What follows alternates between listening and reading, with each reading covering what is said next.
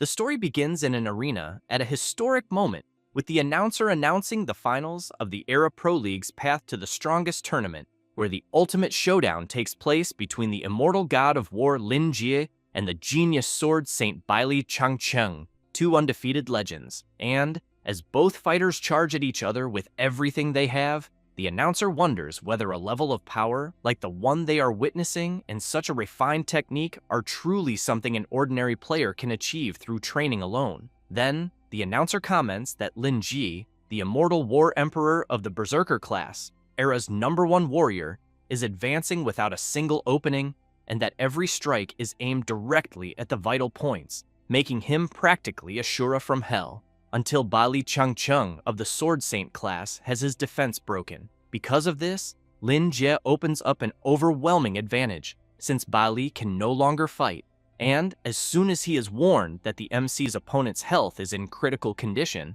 the announcer shouts that, from the looks of it, it seems the champion of the path to the strongest has already been decided. Lin Jie approaches the Sword Saint and comments that it seems he defeated him this time. Bali lowers his head, wondering if he really lost, until he gives a sinister smile and makes it clear that he cannot lose.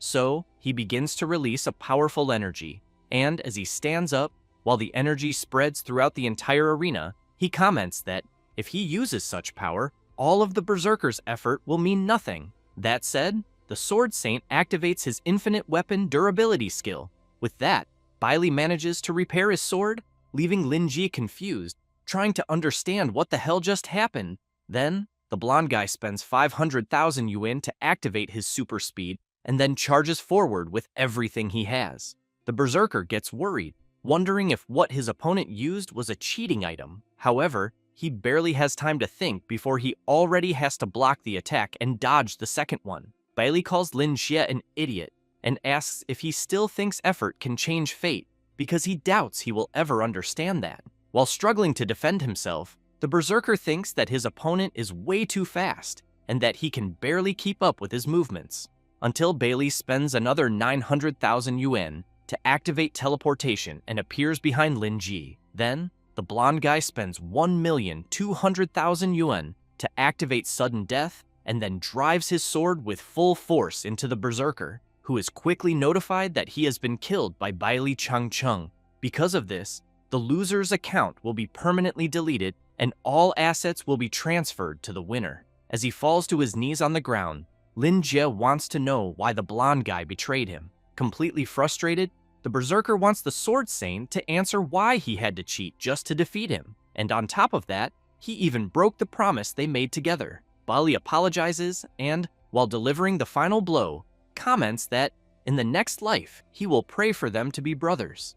Lin Jie is notified that he has lost his qualification to play and that the system will be restarted. While being removed from the game, he thinks that he cannot accept this fate, since he has in mind that ever since he was born, he was thrown to the bottom of society, with no money, no support, and no power. But he believed that if he worked hard enough, he could change everything. So, with his own hands, he fought his way to the top of the rankings. Besides, he was one step away from the throne he had longed for so much. And this time, he had even bet his life on it. But even so, he ended up losing everything. So, he thinks that if he had one more chance to start over, he would do anything to reach the top. And as soon as another notification arrives saying that he has lost his qualification to play, Lin Jie wakes up in shock until he gets confused about something and immediately wonders where he is and whether, by any chance, he has returned to his room. A girl appears, calling out to him and wanting to know why he is lying on the floor. Lin Jie recognizes the girl's voice and wonders if it could be his sister, because, as far as he remembers, she had been in a coma for 3 years because of an accident, and if it were not for the support of the intensive care unit, she would not have survived. So, he used every cent he earned in the game to pay for her treatment. Then, without thinking twice, the MC runs over to her, holds her, and, extremely desperate, wants to know if she is okay, and whether, by any chance, she should not be in the hospital. The MC's sister throws him hard to the floor and, while putting him in a chokehold and a leg lock, wants to know if her brother has gone crazy since he stayed awake all night and is now pretending that he lost his memory. Then, she wants to know who was glued to the television waiting for the game to launch all night. Upon hearing that he spent the entire night waiting for the game's release, the MC becomes intrigued and immediately asks what day it is and what year they are in. His sister calls him an idiot and tells him that it is the launch day of Era OL. Lin Jie concludes that then it is June 22nd, 5 years ago, and after taking a better look at his body, he realizes that it is not a dream. Then, he concludes that he really has returned, since he remembers that, at that moment, when he was betrayed by Baili Changcheng, he felt absolute despair. But even so, it seems fate has turned in his favor, since, from the looks of it, he has gained a second chance at everything. With that in mind, he fills with confidence and swears that, this time, he will reach the top of the game era. Then he reflects that, with 3 years of savings from part-time jobs, plus the 100,000 he borrowed from loan sharks, if he has this money, he thinks he can buy a virtual reality headset and restart the game from zero. After all, the virtual reality online game era grew alongside the players over time and became a massive craze, becoming an endless, unknown, and impressive world where everyone became addicted to exploring that reality. And the MC, the guy who became known as the immortal god of war, climbed to the top using common equipment through skill and effort alone. And everyone called him a technical player. Because of that, he earned respect among ordinary players. Lin Jie, remembering that he was only one step away from reaching the top of the rankings, regrets that he was so close to the absolute peak. But in the end, his best friend, Baili Changcheng, was carried away by a certain power. Then, he became the enemy who betrayed him and stole his title. So, he wants to know when he started planning this and why. However, he ends up deciding that thinking about it right now is useless, since what matters is this second chance he has received. And as soon as he puts on the virtual reality headset, he swears that he will make sure the same mistakes do not happen again. Upon entering the game, he is welcomed to Era OL. Then, he is asked to choose a class, and after that, join the players from all over the world and begin his journey in the vast and limitless world. Lin Jie has in mind that in the previous timeline, the game's team never released any guide, and everyone entered completely blind, exploring everything from zero. But he knows that, since he played for 5 years in that future, to him, this game has almost no secrets. Besides, he knows that strategy and exploration will be much easier, and that this is his greatest advantage. And, while living everything again, this time, he will achieve what he could not before. He will reach the top of Era, and he will be the strongest. And, as soon as he is taken to a city, he thinks that the king of technique has returned. A few minutes later, in the center of the beginner village square, the MC walks through the place while hearing some players wondering how anyone still plays warrior nowadays, since it is literally at the bottom of the class list, and no one even gives it a second glance. Besides, he does not even have a decent weapon and is already acting like he owns the place. Lin Jie laughs and simply stays quiet because he knows the players are talking about him since he chose the warrior class. His current stats are 125 health points, attack from 1 to 4 damage, 1 point in defense, 3 in strength, 5 in magic, 3 in agility, 1 in intelligence, 1 in spirit, and 3 points in willpower. The MC gives a faint smile and thinks that this is what people are thinking, that the version of him who came back is still from the warrior class. Then, he remembers that 2 years ago, when he was with his best friend, he commented that even if he had to start everything over again, he would still choose the warrior class without thinking. Bailey comments that, in the end, he thinks the warrior class is the class only the weakest players choose, since they cannot pay for expensive equipment, do not use flashy magic, and only take hits on the front line by relying on their own bodies. That said, he emphasizes that warriors are basically cannon fodder. Then, Bailey calls out to his friend and comments that if he really wants to play in the strongest way possible, he should have chosen the Sword Saint class, which is elegant and lethal. Lin Jie makes it clear that he believes in the growth path of a warrior because the more pressure they face, the more they can endure, and the stronger the enemy, the stronger they end up becoming. since only by surviving each crisis does a person earn the right to become the immortal god of war, with a build starting from level 0. That said, he also emphasizes that only those who survive countless battles can obtain such a title. Bailey wanted to know if he was sure that such a title would still exist after that day. The MC smiled and wanted to know if his friend wanted to make a bet. The Sword Saint wanted to know what kind of bet it would be. Lin Jie, very excited, said that after they returned to that day, he would continue being the immortal god of war. Then, after remembering that, the MC was thinking that the greatest advantage of a warrior is health points, and that even if someone is poor, they will not fall from a single hit from a mini-boss. And after completing a mission, they can advance to a higher class, which, in his case, was the choice he made in his past life, the Berserker, which trades health points for combat power. So, he knows that pay-to-win players only care about the highest damage or appearance. Mages, sword saints, archers, assassins, all of them are full of fans. So, he knows that because of this, 9 out of 10 groups a person sees are just combinations of these DPS classes. But with the absurd attributes of monsters at the beginning of the game, these classes will barely be able to stay on their feet, let alone stop to deal damage. And since warriors have an advantage in survival at the beginning, the disadvantages are compensated for by the experience he has. At that moment, the MC receives a system alert informing him about the beginner arrival mission and that he needs to report to Outlet in Mel City. The remaining time for this to happen is 5 minutes. And as soon as the MC gets close to the beginner instructor, he comments that he did not think he would see the old man again, and that it even feels somewhat nostalgic. However, someone calls the MC a trash warrior and comments that he bumped into him. Balai, a level 2 paladin, wants to know if the MC wants to pass, because if he does, he will have to pay 1 copper coin in the name of the Holy Light. Lin Jie has in mind that Paladin is the favorite class of rich beginners, a versatile class that balances damage, healing, and control. But he ends up intrigued because the game opened about half an hour ago and the player is already level 2. It is completely the classic scheme he had already seen on the forums in his past life, in which they create the character and buy the experience package right away. Then, they exploit the weaker players to extort a protection fee. But he knows that, in reality, these guys understand nothing about the game, and their equipment also does not keep up. In other words, they are just paper tigers.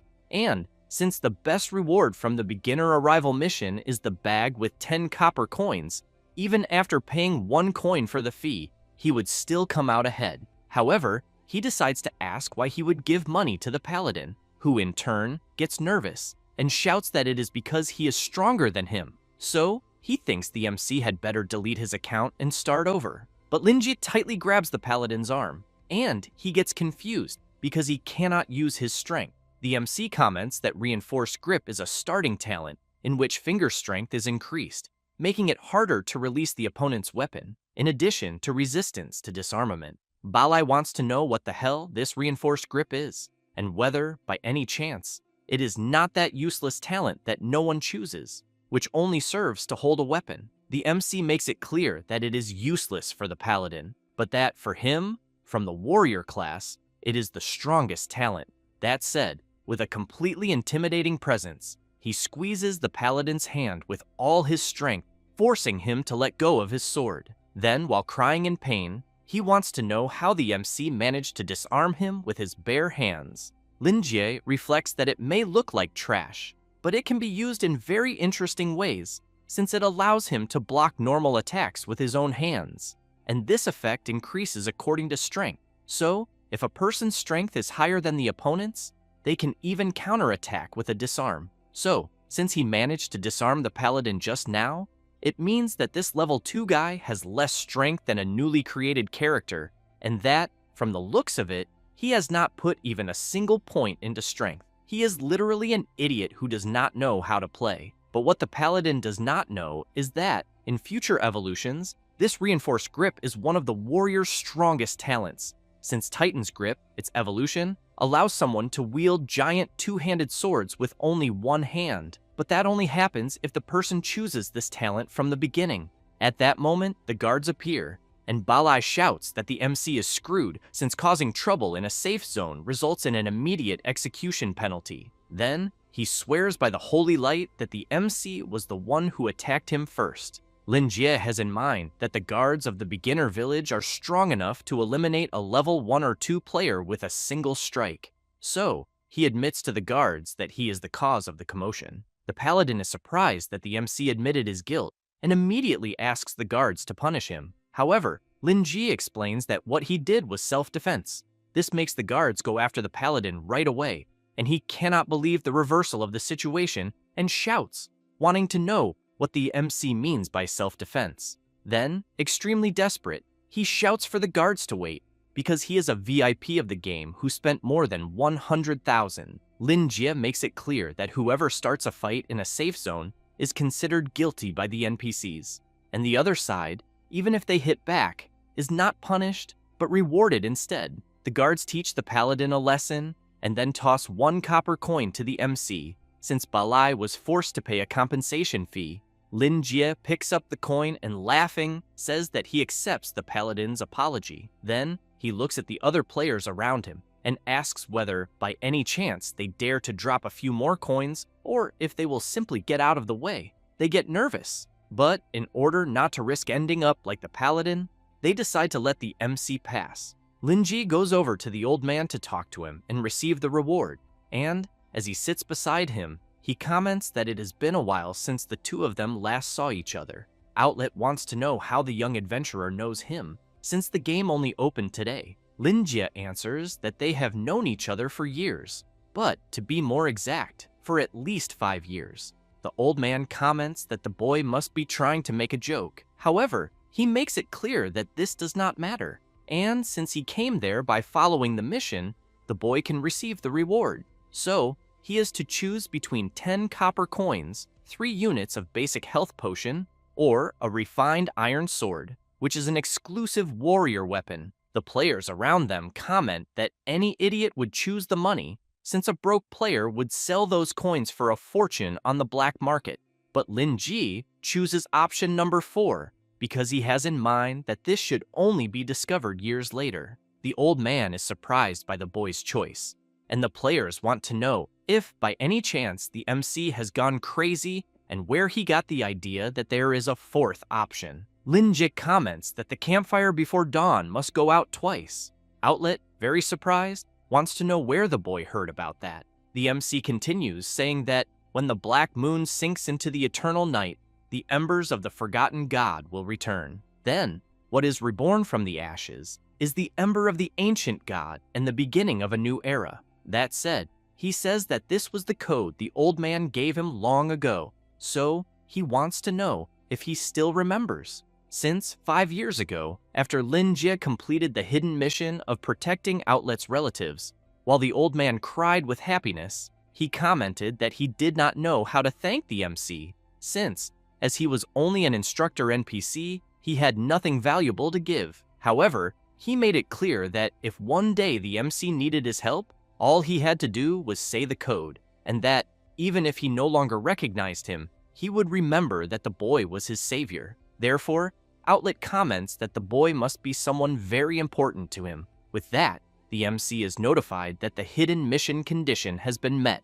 Then, the old man says that he will give him 10 gold coins, 3 units of health potions, the refined iron sword, and the veteran player return reward as a reward.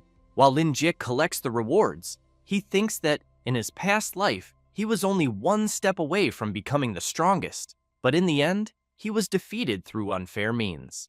And, although injustice is the norm in the world he is in, he refuses to accept it. Then, he receives the initial talent stone, a unique account-bound item that grants an initial talent. The players around him can't believe what they are seeing, wondering if what the boy obtained is that selective talent gem, because as far as they know, such an item can only be bound once per account at the beginning and cannot even be bought with real money. The MC reflects that, if he wants to become the strongest in this life, he needs to start with the best. Therefore, he says that for his second talent, he chooses the Sword Oath, because he has in mind that this hidden mission he received is the first step toward changing his fate.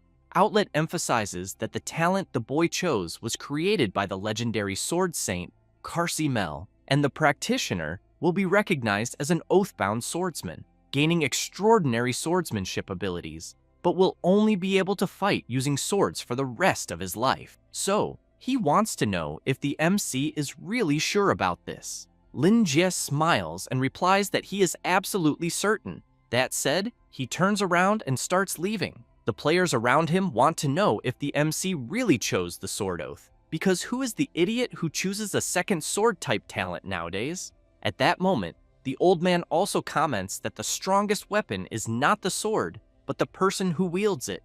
Lin Jie says he knows that very well, and thanks Outlet for the gift. And, as he walks through the beginner's city again, he reflects that in his past life, he did not obtain his second talent until level 30, but this time, he has had it from the very beginning. So, now that his combat power is immense, he can level up faster and get closer to the throne more easily. In addition, he knows that the advantages obtained through pay-to-win mechanics drop off quickly after level 5, unless the person keeps pouring money in to maintain the lead. However, if a person relies on pure skill to level up, all they truly need is a crude iron sword. In other words, the sword does not have the violent attributes of an axe, does not have the reach of a spear, and is nowhere near as flashy as a staff. However, the players still have not discovered this, since the simple-looking sword is the weapon that requires true skill. So, his original plan was to choose grip amplification at the beginning,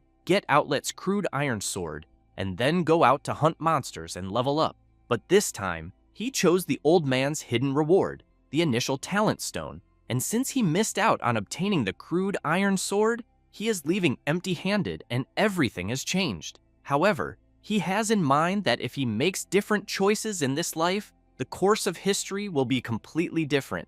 And if history follows a completely different path, he wonders whether the ending will also change. So, he knows he needs to become stronger before meeting the friend who betrayed him. Then, he will completely reverse the ending of his past life. At that moment, while the MC was walking through the center of the city, a vendor announces that he has novice weapons for sale and that they are very cost-effective. One of the players there crouches down and wants to know what kind of trash the vendor is selling. But as soon as he sees what he has, he becomes furious, and while throwing the items on the ground, wants to know what the hell is wrong with the vendor, because it is just a pile of scrap. Lin Jie approaches the things the player threw on the ground, and then firmly grabs a simple piece of wood, which grants 1 more point in attack. And, while observing it, he thinks that the main attack of a piece of wood is a strike, so the weapon is categorized as a mace, but it also functions as a sword, until he is surprised by something. Meanwhile,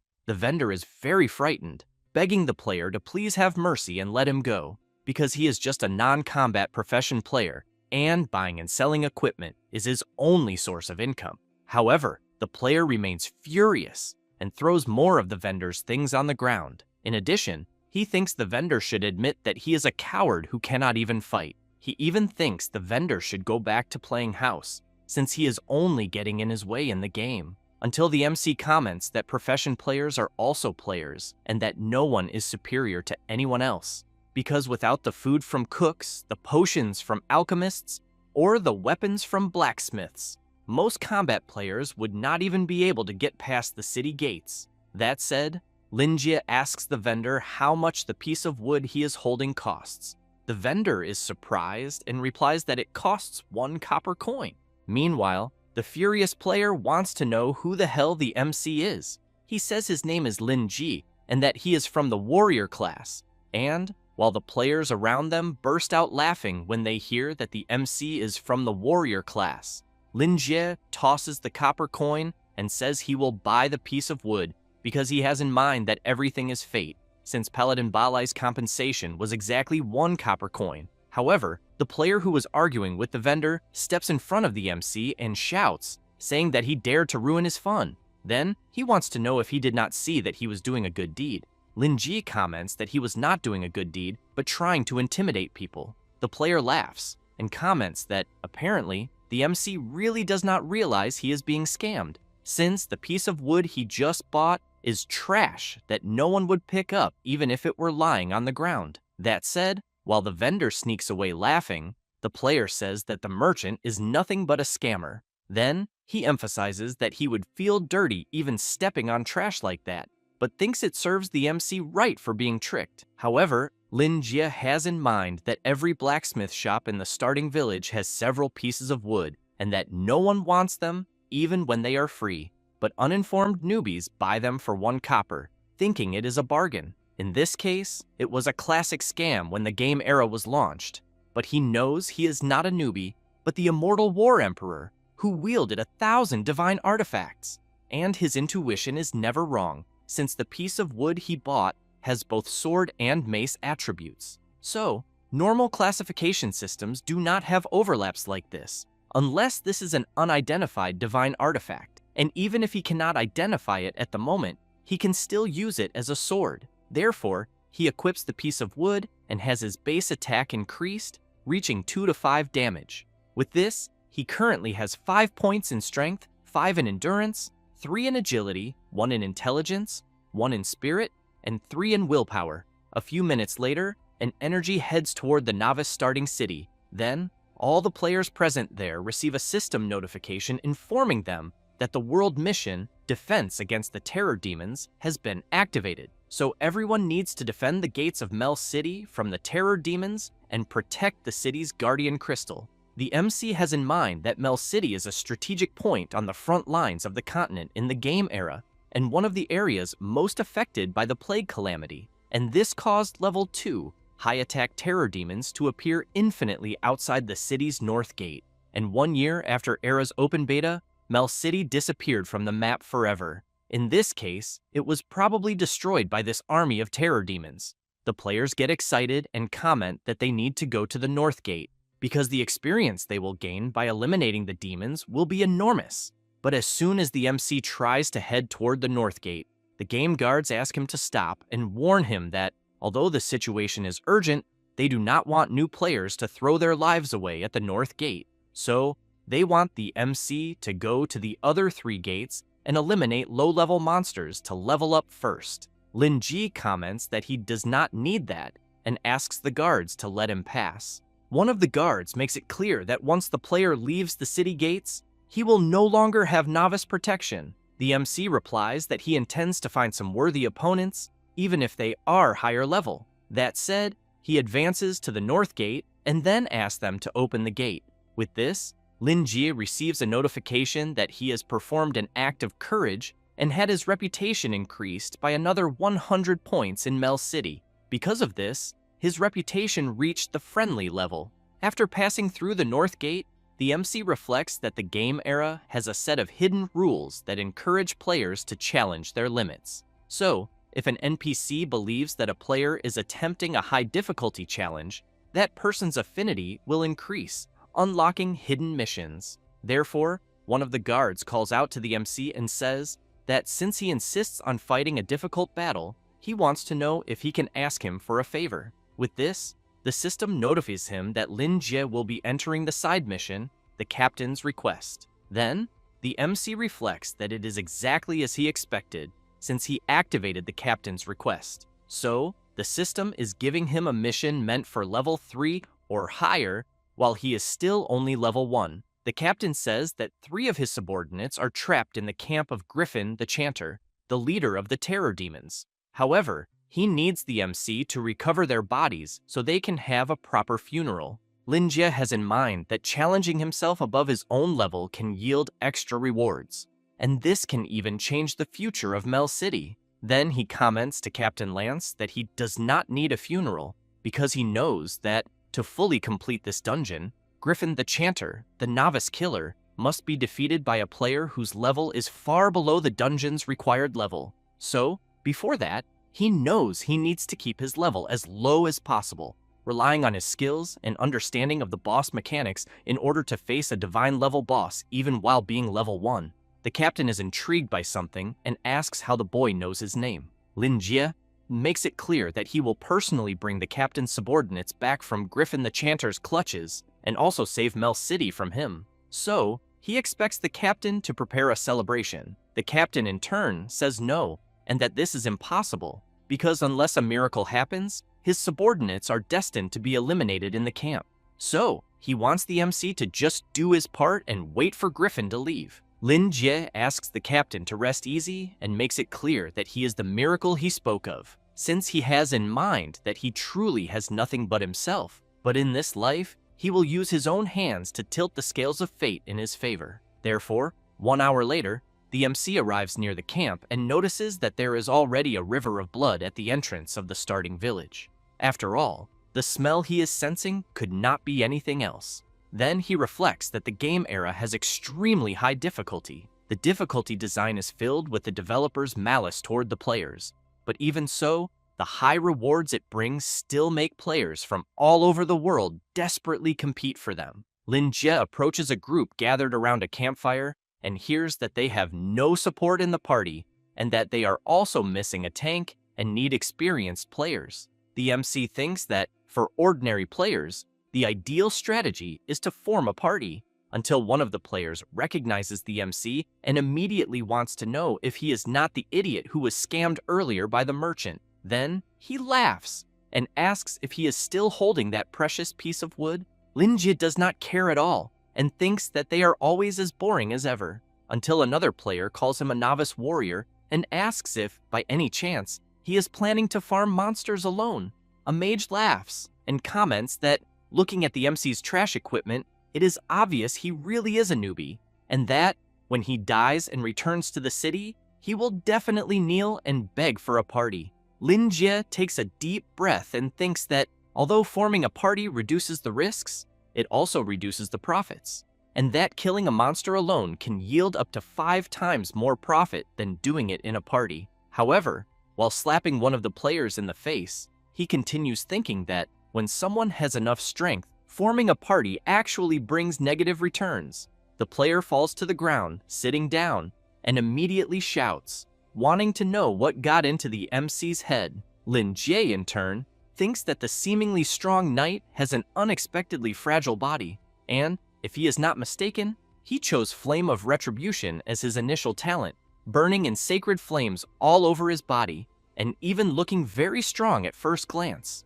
But, while the player tries to cover it up, saying that his foot just slipped, Lin Jie knows that his strength is reduced by 2 points, and his body becomes as fragile as paper, which is equivalent to voluntarily giving up all of the knight's abilities to charge into battle. Therefore, the MC comments to the player that he is a phantom fire knight who only hides behind the team, being a complete coward. However, while they are arguing, a creature slowly approaches. But as soon as the creature gets a little closer, the system alerts that the knight class player has been noticed by a demon. Then, he runs away, and, while doing so, comments to the MC that the demon that just appeared will send him back to the city. Lin Jie comments that, apparently, the player deliberately attracted the creature's attention and then pulled the monster's aggro to make it attack him. So, he thinks that, in the end, the knight is not an idiot like Paladin Balai, since he at least has a few neurons. That said,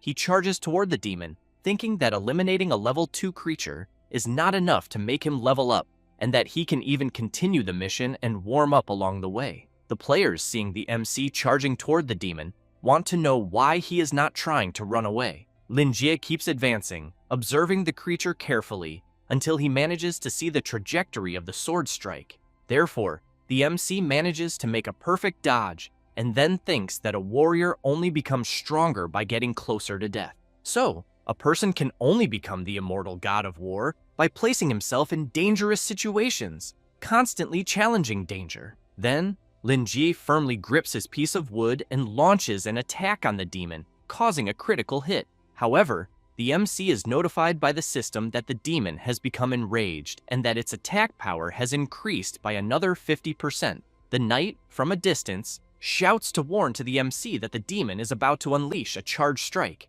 So, charging at the creature at that moment is simply seeking his own elimination. Lin Jie dodges the attack and thinks that the current intensity is not enough because he needs to get closer. Then, he advances and lands a direct attack, once again causing a critical hit. The demon begins to suffer from the damage caused to its throat, but the MC does not stop advancing and starts launching several attacks one after another until he lands a downward strike on the demon's head. With this, the system informs him that Lin Jie has eliminated a demon warrior alone and gained 100 experience points and 5 copper coins. The MC has in mind that constantly surpassing his own limits is the correct way to play Era. The players are surprised by what the boy did and quickly want to know if he really eliminated a demon simply with a piece of wood. The knight comments that he thinks it could only have been luck because all the hits were critical. Otherwise, there is no explanation, until another player calls out to the MC and comments that what he did was quite interesting and that he must be a closed beta player of Era because he knows this kind of operation and it cannot be trained without hundreds of hours. Then, he wants to know if the MC would like to form a party with him, especially because he needs an expert by his side. Lin Jie crouches down to pick up the drop left by the demon and replies that he is not interested in being part of a party. The player comments that, judging by the direction the MC was heading, he wants to know if, by any chance, he intends to challenge Griffin, the chanter. Because, if he looks at the mission description, he will see that a group of at least 5 people is required. That said, he says that his team has already gathered 4 people, and all that is missing is for him to accept. So, he will send a party invitation if he wants to join. Then, the player makes it clear that they will split the profits 50-50. Lin Jie comments that 5 people is only the recommended number to challenge Griffin, and that it is not a mandatory requirement. Upon hearing this, the player is surprised, wanting to know if the MC is planning to solo the mission by himself, because in this type of group dungeon, relying only on the mechanical skill of a single person will not work. So, he wants the MC to listen carefully to what he is about to say. In this case, the reward for Griffin's first kill includes a special title and legacy equipment, and at the moment, there are no fewer than 20 teams across the entire server eyeing this dungeon, and his team is the one with the best chance. So the MC is already very lucky that they are willing to form a party with him. But another player comments that Griffin's second phase will summon some elite monsters. So, without a tank in the party, they will not be able to withstand it in any way, and will then be eliminated in a single wave. Lin Jie comments that they only need a tank, and since he is from the warrior class, it would not make a difference. The leader of the party wags his finger and says that the MC misunderstood. Then, he says that they really like the MC a lot, and felt that his strength is completely worthy of their elite squad. In addition, it definitely was not because they were missing a tank that they invited him to the party. Lin Jie reflects that they only want to find someone to serve as cannon fodder to draw the boss's attention. The player wants to know what the MC's decision will be. He, in turn, takes a deep breath and ends up accepting the invitation to join their party. However, Lin Jie has in mind that dungeon boss battles have their difficulty and rewards adjusted according to the number of participants. So, if he enters with a full party of 5 people, the boss will enter full combat mode and will definitely drop exclusive rewards when defeated.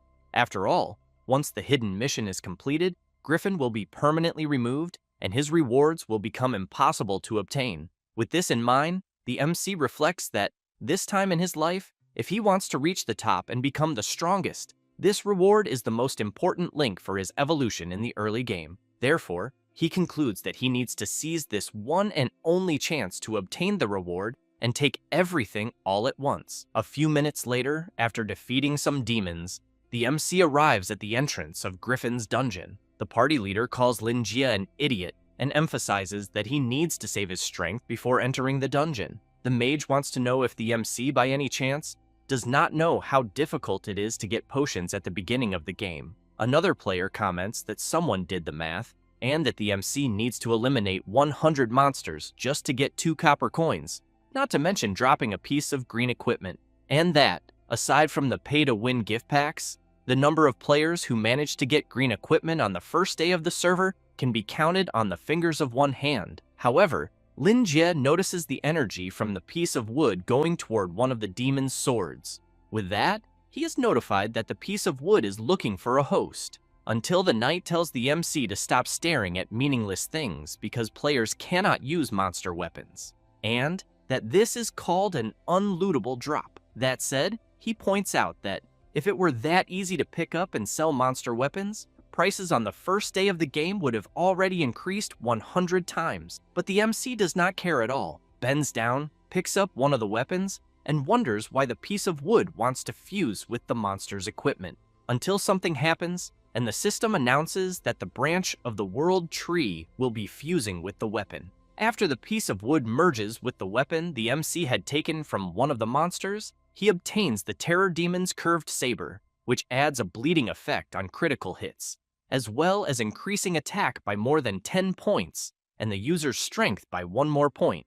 Linjie reflects on the branch of the world tree because he remembers seeing it at an auction 3 years ago, and that its appearance changes depending on the location and the bearer, but it always takes the form of a piece of wood. And the incredible ability of this artifact is that it can wrap around any object and turn it into a sword. But to be more precise, it is actually a divine artifact that functions as a sword hilt. So, in the end, he knows that this artifact was auctioned for 100 million yuan. Besides, he really did not expect it to be this. However, he knows that at the beginning of the game, players only have trash white level equipment or even empty hands.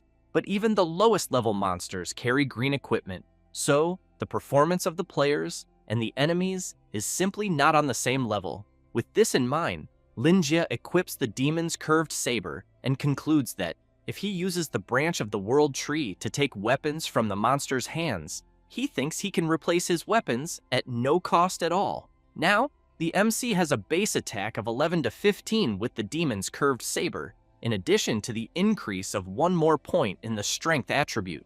After entering the dungeon, they immediately come across a chaotic scene of intense fighting. Captain Lance's subordinates are fighting tirelessly against Griffin. The party leader quickly tells the MC not to try to help the guards, because at the moment, the battle against the boss is happening in a cutscene. Because of this, the MC will only be able to interfere in the fight once the scene ends. That said, he points out that, in a few seconds, the 3 guards will be smashed to pieces by the boss's hammer. Then Griffin will enter a recovery period, and his aggression and damage will decrease. But while he asks the MC to wait until he calls everyone to advance together, Linjie apologizes and makes it clear that he has no interest in watching a supposed cutscene. So, the MC shouts, telling the guards to give up the fight and return, because Captain Lance is waiting for them to come home safely. The party leader and the other players are surprised by what the MC just did.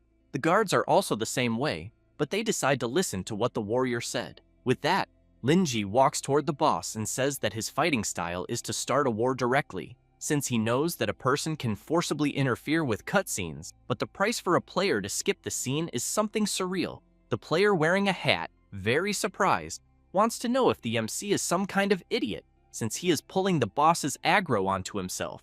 The party leader tells everyone to stay away from the aggro zone and let the MC be eliminated for his insolence. Meanwhile, as he charges toward Griffin, he reflects that this happens because the enemy releases greater hostility toward the character who enters the battlefield first, and that this character is usually a tank-type warrior who draws aggro. However, he knows that this time, he is not just being reckless, since there is a reason why he needs to do this.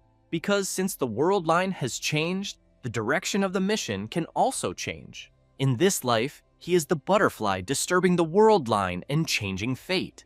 Linjie tries to block the boss's attack, but as a huge explosion occurs from the impact, the party leader comments to the others that they tricked several pieces of cannon fodder into testing the boss's movements. So, at the moment, they just need to wait for the boss to massacre the idiot warrior and enter the first recovery state. Then they will charge straight in and take the rewards for the first clear. One of the players calls his partner and comments that, according to the system, the party rewards are divided equally. So he thinks that, even so, the MC will take a share of their experience and rewards. The party leader laughs and makes it clear that he will not give the boy that chance. So, while Linjie fights Griffin, he receives a system notification informing him that Rex has kicked him out of the party. Then, the MC needs to jump to block one of the boss's attacks. And, after putting some distance between them, he reflects that it is exactly as he had thought. The party he was in was tricking beginners into being eliminated there in order to reduce the difficulty of the boss raid. especially because he knows they believe that Griffin would be difficult even for a party of 5 people, making it impossible for a level 1 beginner player to defeat him. However, they calculated wrong, because he is not a beginner. So Lin Jie charges forward with a sinister aura and shouts, saying that he is the warrior reborn from hell. The boss is surprised by the MC's charge and is struck head-on. The party leader, extremely surprised, wants to know if he heard wrong, because he had the impression that he heard a sonic boom that sounded like the air being torn apart. Lin Jie continues attacking the boss and shouting, telling him to fight. Then, he prepares another attack and, afterward, as he delivers it, asks his sword to become even sharper, since Sword Oath is active, which causes attack power to increase when the player is holding a sword. Griffin's health is reduced by half after taking the attack, which makes the players go crazy, commenting that the MC is managing to trade blows easily with the boss. At that moment, Griffin begins releasing energy, and the system announces that the boss is entering Phase 2. With that, the powerful creature wastes no time and immediately charges at the MC with everything it has, while he, in turn, waits for the attack to approach and thinks that, by putting himself in the most dangerous situation, he can surpass his own limits.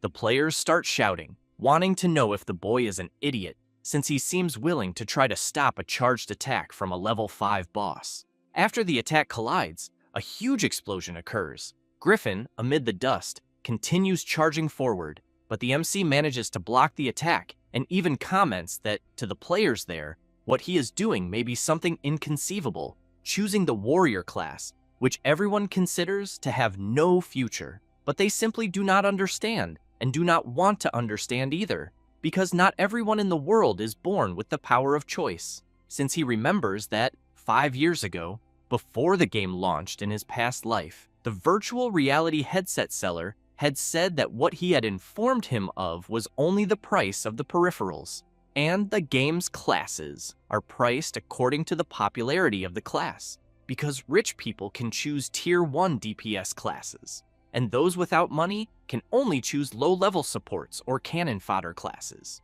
especially because the seller also said that he had heard that at launch, the warrior would be free for a limited time, making it the most suitable class for people who wanted to farm gold and make money in the game. So, after that day, the MC knew that, as a commoner, at that moment, he had discovered a terrifying fact. Firmly grasping the path to victory was, in truth, giving up all other opportunities. The party leader, extremely surprised to see that the MC blocked the boss's attack, comments that there is no way he, being only level 1, could do what he just did. However, Lin Jie reflects that using the lowest cost, combined with the greatest intensity of effort and the most dangerous training environment, paves the strongest path, one exclusive to a commoner like him. Then, he activates his grip amplification skill, and in this way, he can hold the sword horizontally and use it as a shield. While channeling his power, he thinks that he will firmly grasp this chance at rebirth and firmly grasp the sword in his hand, because he blindly trusts it, just as he implicitly trusts himself. So, after forcing the boss forward, he is notified that Griffin has exposed a weakness. Lin Jie charges forward, thinking that he gave up all other opportunities, and what remains before his eyes will be overflowing with nothing but opportunities. Because even if someone is as strong as a god, it does not matter, since even a god will die in his presence. Lin Jie continues advancing, as does Griffin, but the MC, with his full power, cuts the boss in half, and, immediately afterward, the system announces that he has successfully eliminated the demon Griffin. However, Lin Jie, completely exhausted, falls to his knees on the ground. Then, he reflects that, with his current attributes, trying to withstand the boss's heavy attacks is still a bit exaggerated. But fortunately, warriors have an advantage when it comes to health points, and, when he gets up, he realizes that he still has a sliver of health points left, but it was enough to defeat the creature and gain a bonus of more than 500% in experience points. With that, he manages to advance to level 2. Now, Lin Jie, the returnee, has received an increase in all his attributes. The party leader, watching the MC, wants to know if he saw it wrong, because it looked like Griffin was finished before the second phase even ended. At that moment, Lin Jie is informed by the system that the temporary mission has bin completed. In this way, he is congratulated for becoming the first player in the Divine Realm to eliminate Griffin. With that, his reputation in the city of Mel increases by more than 200 points. And, because Griffin was eliminated by a player without a class promotion, the MC unlocked the achievement, For Whom the Bell Tolls. Then, Griffin and his forces of terror demons will permanently disappear from the world of Era. As a result, peace will be restored to the city of Mel. Then, the boss is completely removed from the game. The MC's former party members become frustrated and comment that the MC must have exploited some bug to win. The party leader calls the other 3 players and orders them to pick up all the loot on the ground, because since they entered together, even without fighting, they still received a share of the drops. However, as soon as the knight tries to pick up the coin on the ground, he strains so hard and comments that he cannot pick it up. And immediately afterward, the system informs him that he does not have the right to loot the item on the ground. The knight continues straining hard to pick up the coin, wanting to know why the hell he cannot pick it up. The party leader comments that Griffin was eliminated by Lin Ji completely on his own, and since he kicked him out of the party moments earlier, he fears that they will not be able to pick up anything. Then, the leader becomes desperate and shouts, saying that the drops left by Griffin have nothing to do with them. At that moment, a golden bell appears, releasing a powerful energy, and the system informs him that it is a legacy artifact, which, when used, emits a strong buzzing sound and grants a protective effect capable of blocking one heavy attack.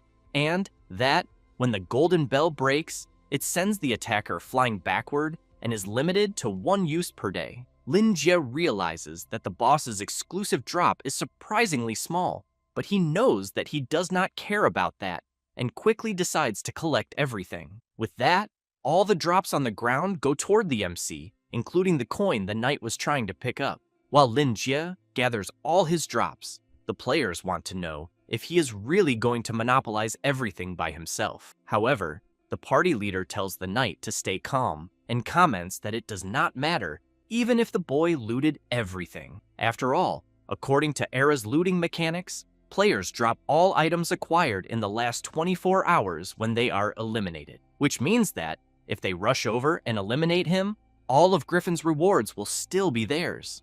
The knight emphasizes to the party leader that the MC managed to eliminate Griffin completely on his own, so he thinks his strength is absolutely terrifying. One of the players in the party, while activating his Eagle Eye skill, wants to know what the knight is so afraid of because the boy is severely injured, and to be more precise, he only has 3% of his health remaining. That said, he points out that, with just a light scratch from any damage skill, the MC will be eliminated.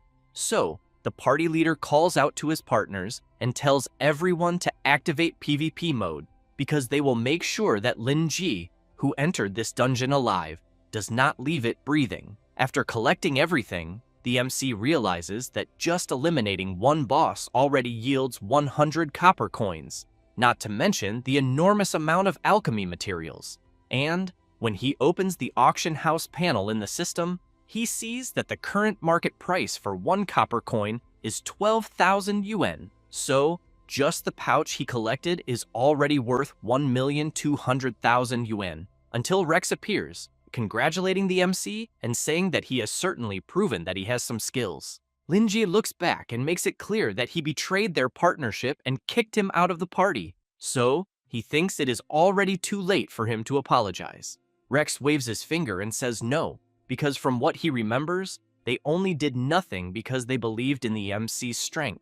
Because of that, he really managed to defeat Griffin alone on 5-player difficulty. That said, he comments that they deserve at least part of the credit for having done that. At that moment, Lin Jie feels something in his body and is notified by the system that he has suffered a fatal wound. Then, while the system continues informing him that his maximum health points have been temporarily reduced by 90%, and all his attributes have been reduced by half until he returns to a safe zone, Rex says that everyone there has already figured out the MC, and that, where they are, he will meet his end. So the boy should remember well that he was dealing with the infamous villains of the Rex gang. After all, the group's principles are simple.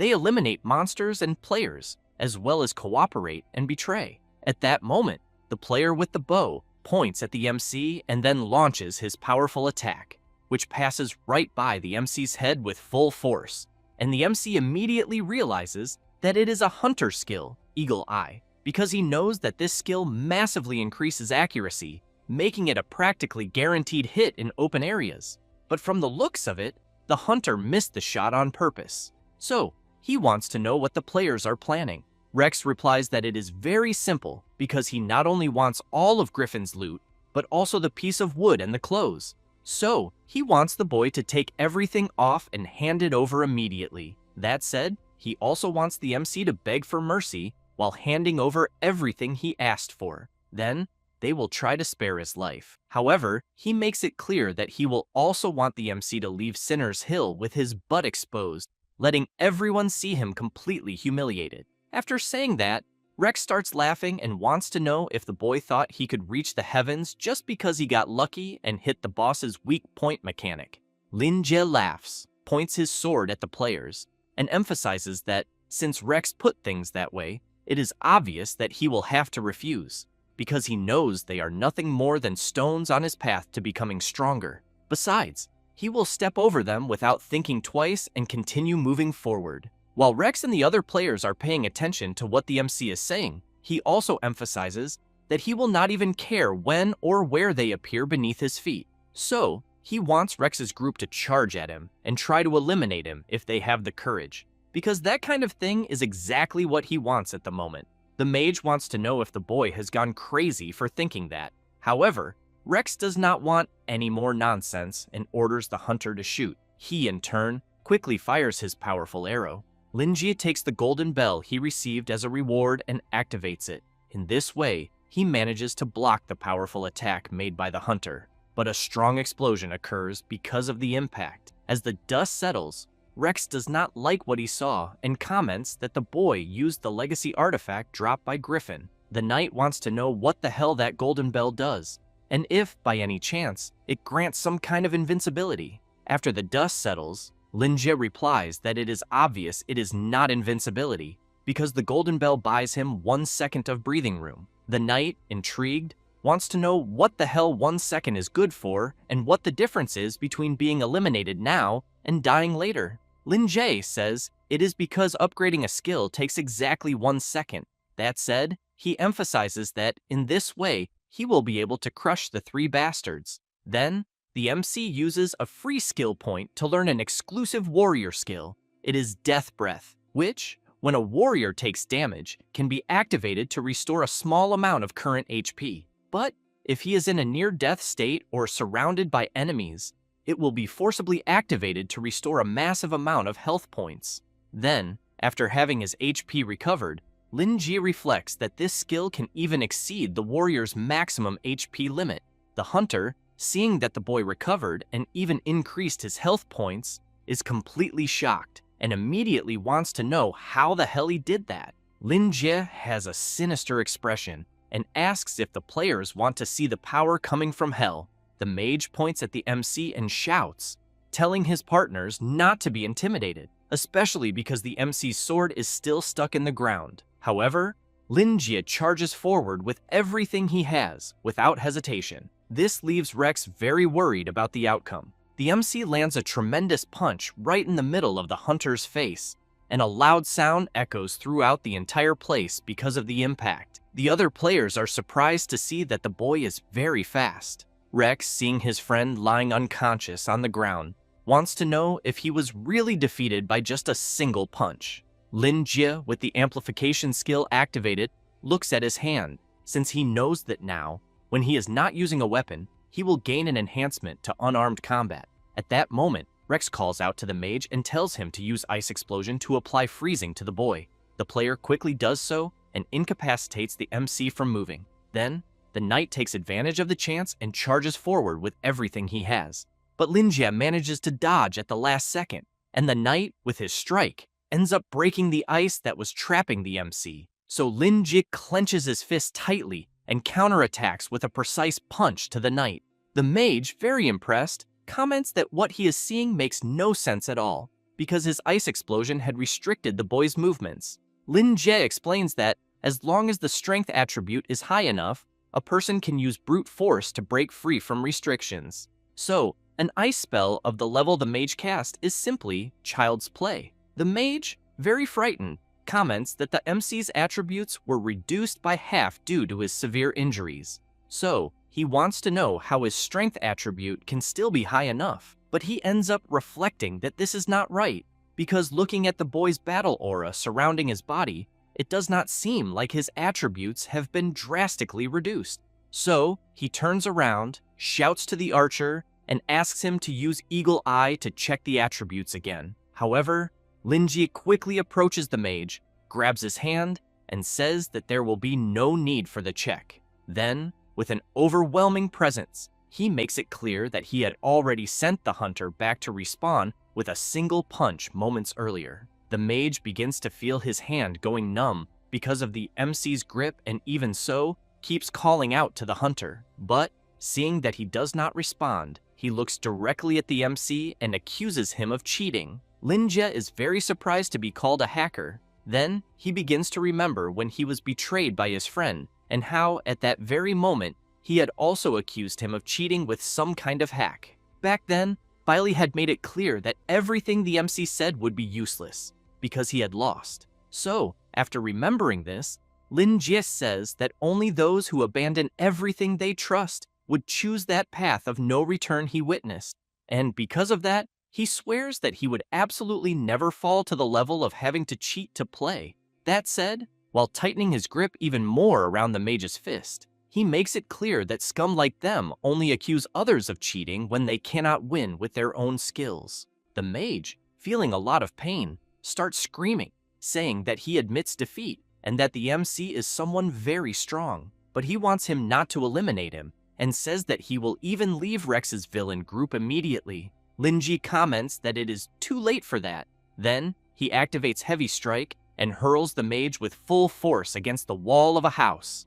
The impact is so strong that the player opens a huge hole in the wall, until Rex approaches the MC and says that he personally just threw away the last shred of advantage, because he knows that the boy is from the warrior class, and that he knows exactly how he used his class advantage to accomplish something so unbelievable. That said, Rex takes out his daggers and comments that they, the warrior class, can unleash surprising power even in unfavorable situations, especially when surrounded by a large number of enemies. So, Lin Jie is notified by the system that the warrior trait Last Stand drastically increases attributes when surrounded. However, the surrounded state requires being surrounded by at least 3 enemies to activate. With that, Rex comments that, as he said, the MC threw away his last chance at an advantage because he just eliminated one of his partners. So, now that he is the only one left, the effect of Last Stand cannot be activated.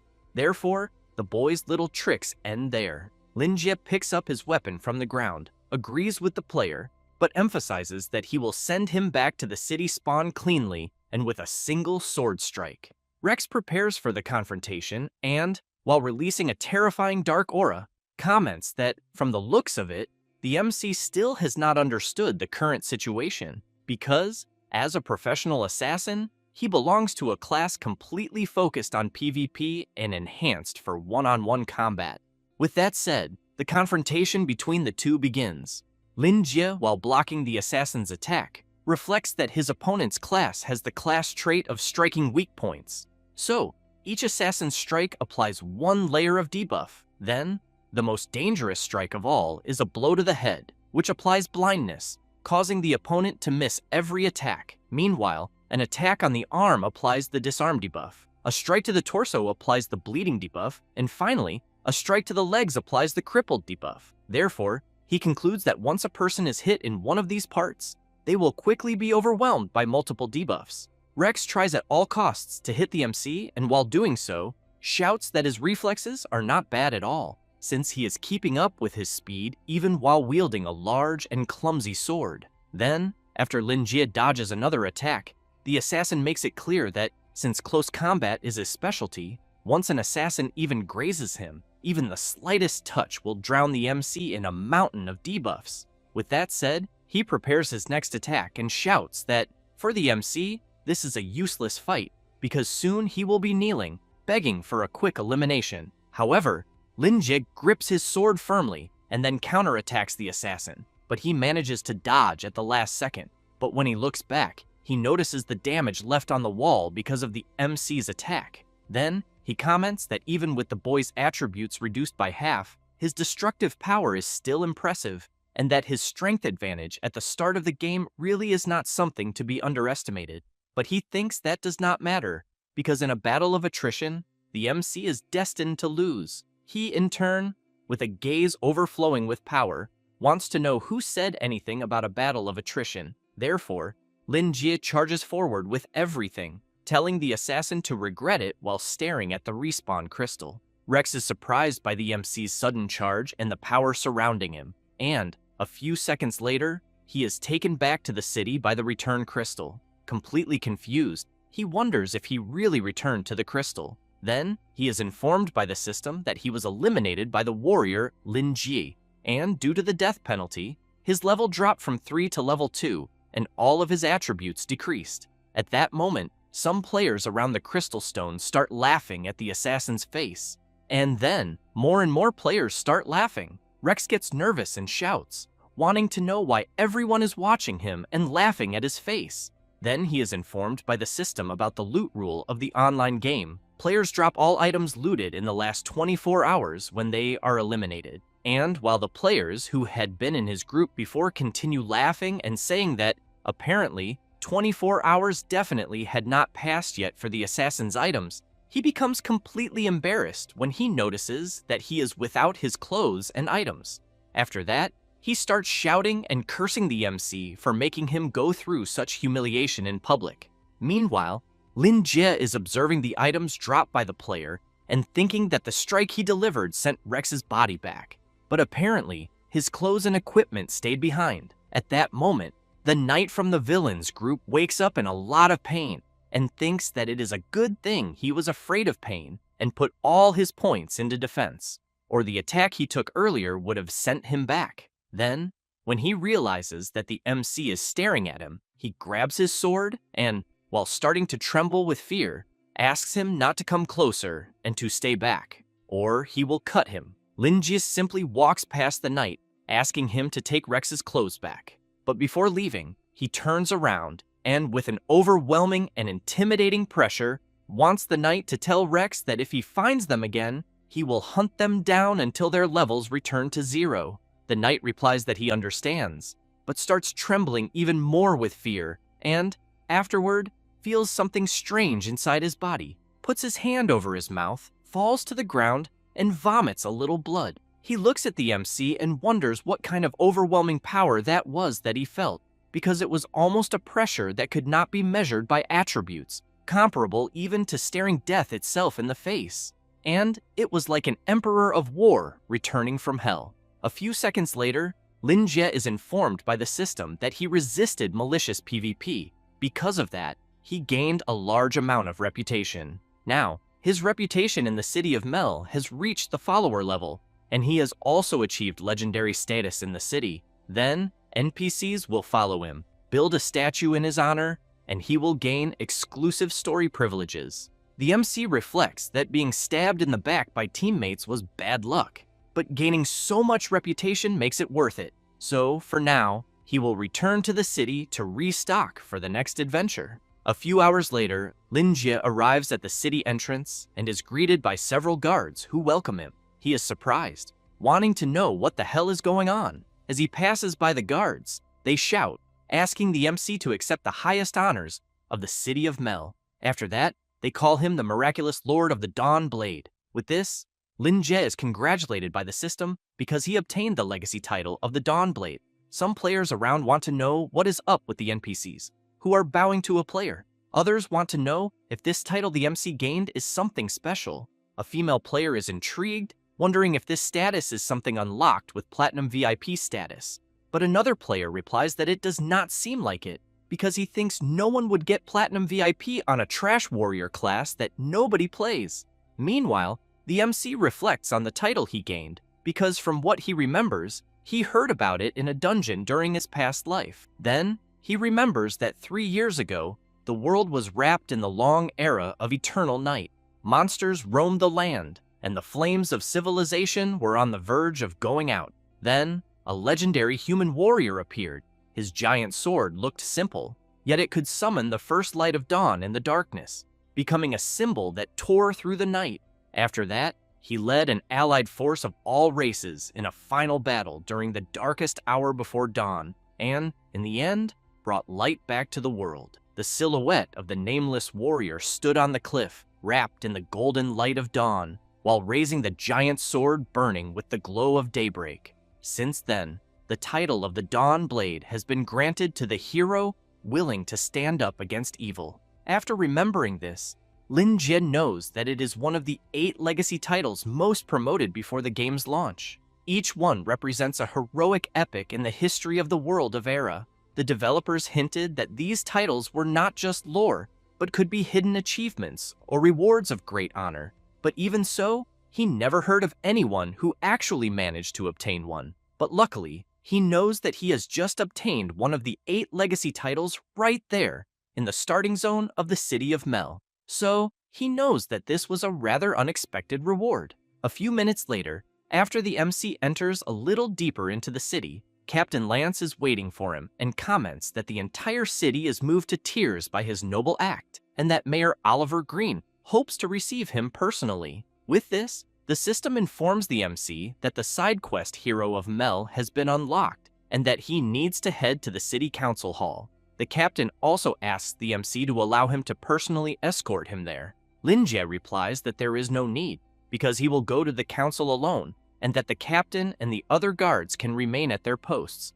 After all, he has in mind that being too conspicuous will attract the attention of malicious players. Then, he knows it is better to keep a low profile. However, in a dark alley, a player sees the MC walking calmly and thinks that he really is a show-off. It is the assassin Rex, who, furious, swears that if he finds Lin Jie in a dark alley, he will stab him in the back. Then the mage from his group calls out to him and comments that maybe they should not mess with the MC anymore. After all the NPCs in the city are treating him with so much respect. Besides, they still need to survive there in the city of Mel.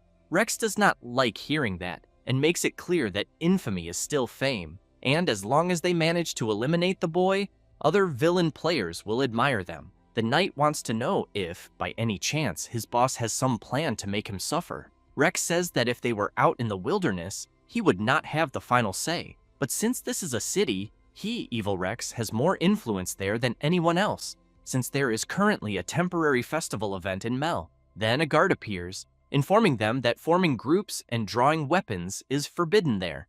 Rex quickly hides his dagger, and, a little embarrassed, tries to explain himself, saying that they are only discussing business, but that they, the NPCs, are being excessively authoritarian. So, he wants to know if people cannot simply enjoy the game. The guard turns around and leaves, saying that they are closely watching malicious players.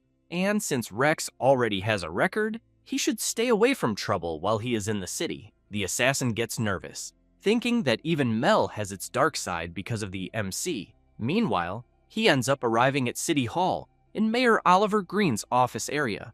And as soon as the MC opens the door, the mayor stands up when he sees who is entering and calls the MC the Lord of the Dawn Blade. Then, the mayor quickly runs over to the boy and, while holding his hand, comments that, thanks to him, the thing that had hung over the heads of the city's residents for years, Griffin, their nightmare, was completely exterminated. In addition, the MC's noble act not only saved the city, but also saved countless lives that could have been sacrificed, being a feat worthy of the history books. However, Lin Jie does not show much excitement at the mayor's flattery. After all, from what he remembers from his past life memories, Mayor Oliver Green was a stern NPC who never smiled. But perhaps that was because he was exhausted from dealing with the constant offensive of the terror demons. But, observing him now, he thinks that somehow he looks much healthier and that his personality has also changed. So he comments that it was only what he should have done. The mayor goes to a curtain in the corner of the room and says that, to remember the MC's bravery and kindness, he will make a formal proposal on behalf of all the residents. With that said, he calls Linji over to the window and says that they will raise a heroic statue for him in the central square, and that he will suggest that it be made of solid gold. Then, he hopes that many people will travel to the city of Mel to witness the legend he will become.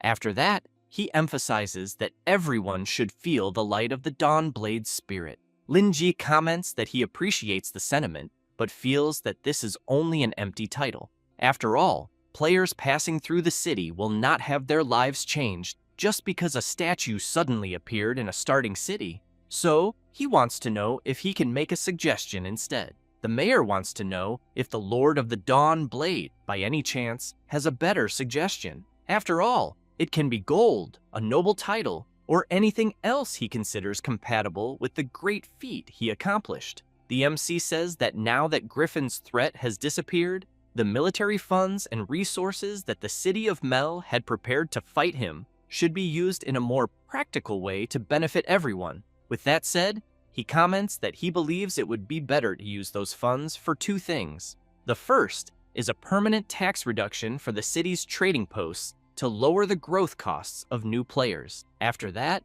it is to let the city become a friendly and vibrant starting point for adventurers. The second thing is to strengthen the city's security and patrol forces to ensure that threats like this never return, so that residents and travelers can live in peace. The mayor is surprised by the MC's suggestion. Then, he reflects that he has seen countless adventurers seeking fame and power, but he has never seen someone who cared so much about all the other players.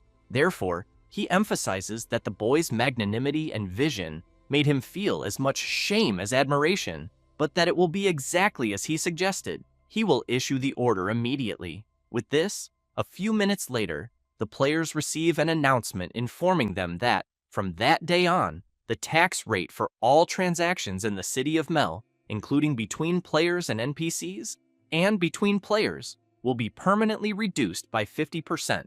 After all, this is to welcome and assist all new adventurers on their journey. The players and NPCs go wild upon hearing this, and soon want to know who was responsible for such an act of charity. The mayor, seeing how the residents and adventurers reacted, calls out to the MC and comments that he brought the true light of dawn to the city, and that he is deeply impressed by his character. With that said, he says that, as a symbol of his eternal personal gratitude, he wants the MC to accept one more gift. Then, he says that the key belongs to a 2-story house on the outskirts of the city, which has been empty for a long time, and that it may be simple, but the place is peaceful, and from there, it is possible to see the windmill fields. So, the bronze key and the property deed permanently belong to the MC from that moment on, and, in his name, he invites him to make the city of Mel his true home. With this, the MC is quite surprised. After all, he obtained the first private player property in Era. Because of that, his legendary status in the city was recorded in history. Lin Jehuri reflects on land ownership in the game because he knows that this used to be an unattainable privilege. After all, he has in mind that in this game, controlled by a freely evolving AI and whose realism is almost comparable to that of a second world, land scarcity is the fundamental rule, because it is not like other games where the rich can buy entire commercial streets with a single check, or even buy the whole game to make every NPC serve them. In the vast world of Era, every piece of land has an owner. It either belongs to a system city or to a native tribe, or it is a lair occupied by an invincible monster. But what players can possess is only a temporary right of use, such as renting a stall or workshop, and even for guilds, an astronomical amount of resources and reputation is needed just to apply for a limited territory, and they can still lose control at any time if they fail to defend it or if the system claims it back. So, he knows that having a private space that belongs entirely to himself is an unimaginably huge advantage in the early stages of the game. Whether for storing supplies, researching skills, or future functional expansions, this is incredibly important. Therefore, the MC takes the copper key, thanks Mayor Oliver Green, and says that he really liked the gift he received. The mayor comments that the MC's willingness to reside there in the city is much more inspiring than a golden statue in the central square. With this, Lin Jie is informed by the system that teleportation within the city of Mel has been unlocked. Instant durability repair for weapons and equipment within the city has also been unlocked. Then, he is also informed that remote access to the auction house has been unlocked. And, due to the MC's noble character and incomparable contribution, all of his purchases there in the city will permanently receive an additional hidden discount of 15%. Finally, the system wishes the MC that Dawn will always favor him. After that, he goes back to walking through the city, thinking that since the mayor just gave him a discount, it is the perfect time to go to the market to buy provisions. Then, he is surprised when he is informed by the system that an opponent used pickpocket with a successful agility check. Lin Jie notices that 100 copper coins were just stolen from him. A girl runs off laughing, thinking that she succeeded.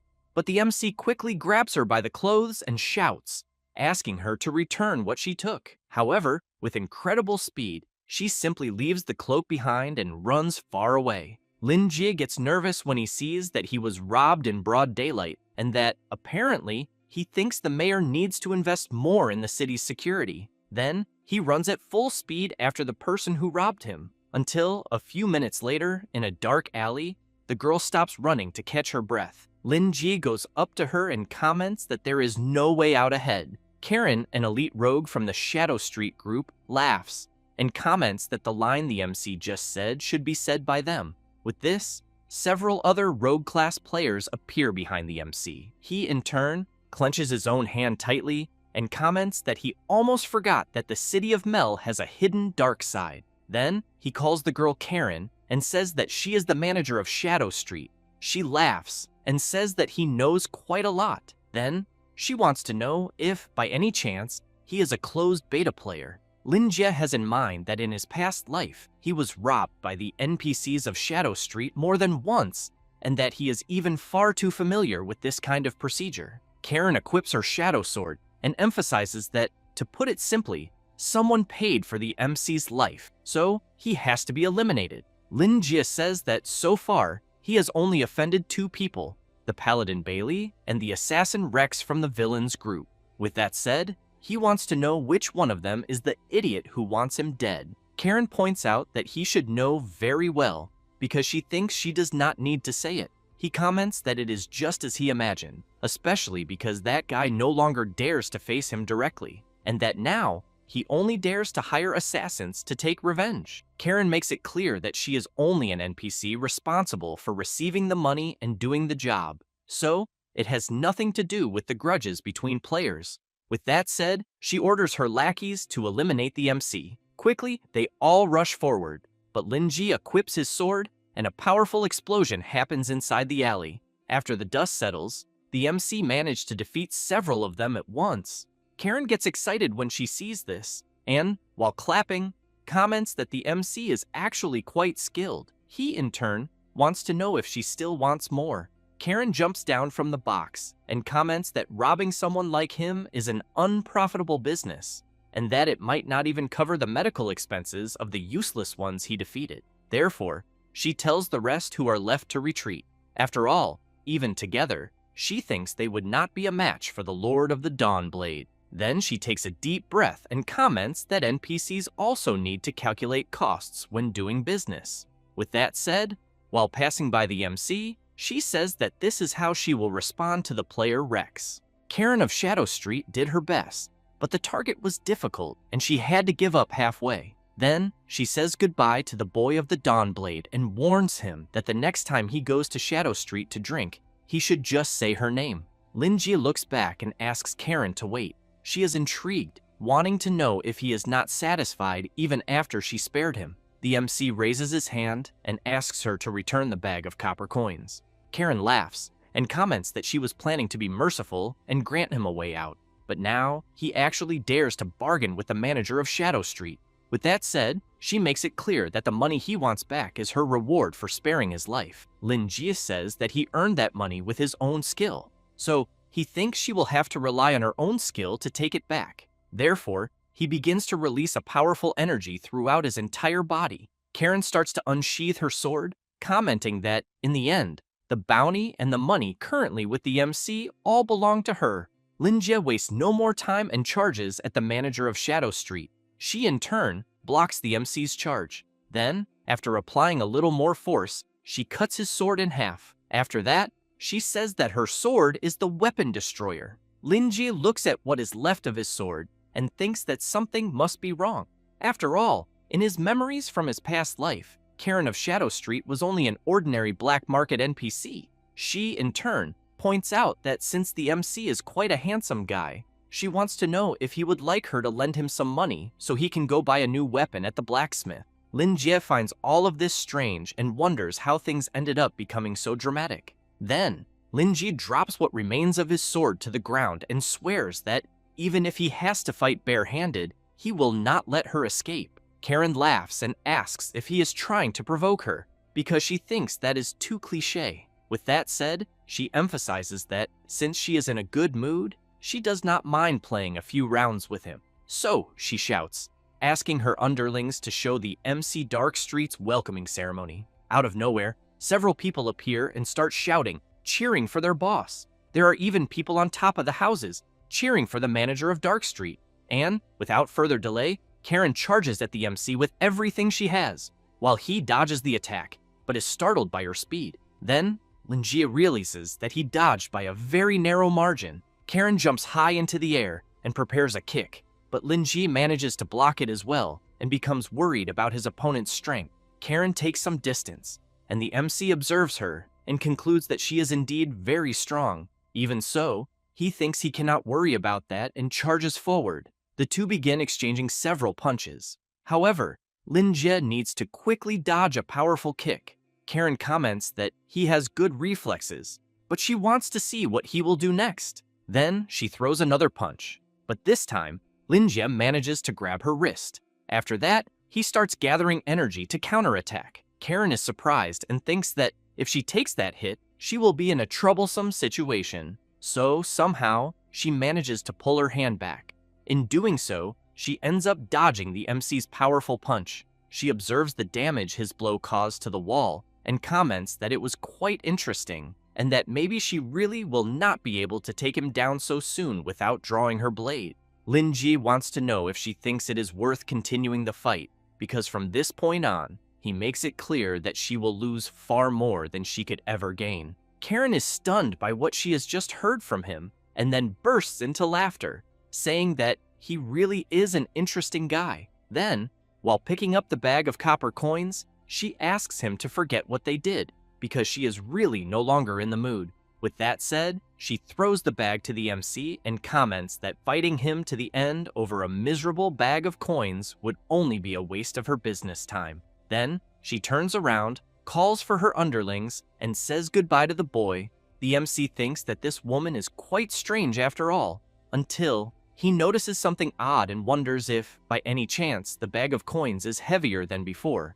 And as soon as he opens it to check, he is surprised by what is inside. Then, after taking it in his hand, he realizes that it is some kind of eye and immediately wonders what the hell it could be, until a message arrives from Karen of Dark Street. In the message, she says that she gave him a small welcoming gift and that he does not need to thank her because she hopes for pleasant cooperation in the future. Lin Jie keeps staring at the thing in his hand and once again wonders what kind of absurd welcoming gift he has received, until the eye cracks and emits a bright light energy, which quickly heads toward the MC's eye. He starts feeling discomfort and falls to his knees on the ground. With that, the system informs him that he has acquired the Eye of Truth artifact, a prosthetic eye of unknown origin, apparently inseparably connected to some ancient order and a mysterious existence. Then, it informs him that the eye was gifted to the MC by Karen, the Master of Dark Street,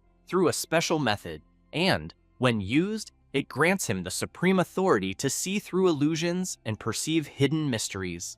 Lin Jie takes a deep breath and reflects that he never imagined he would obtain such an unexpected reward, since it is an item he has never heard of before. Then, he concludes that apparently, Mel City in this life is far more interesting than he remembered. After that, a few minutes later, the MC is walking through the city and wondering if he will be able to find anything good, until a guy shouts announcing that he is selling black stones, 1 copper coin per stack.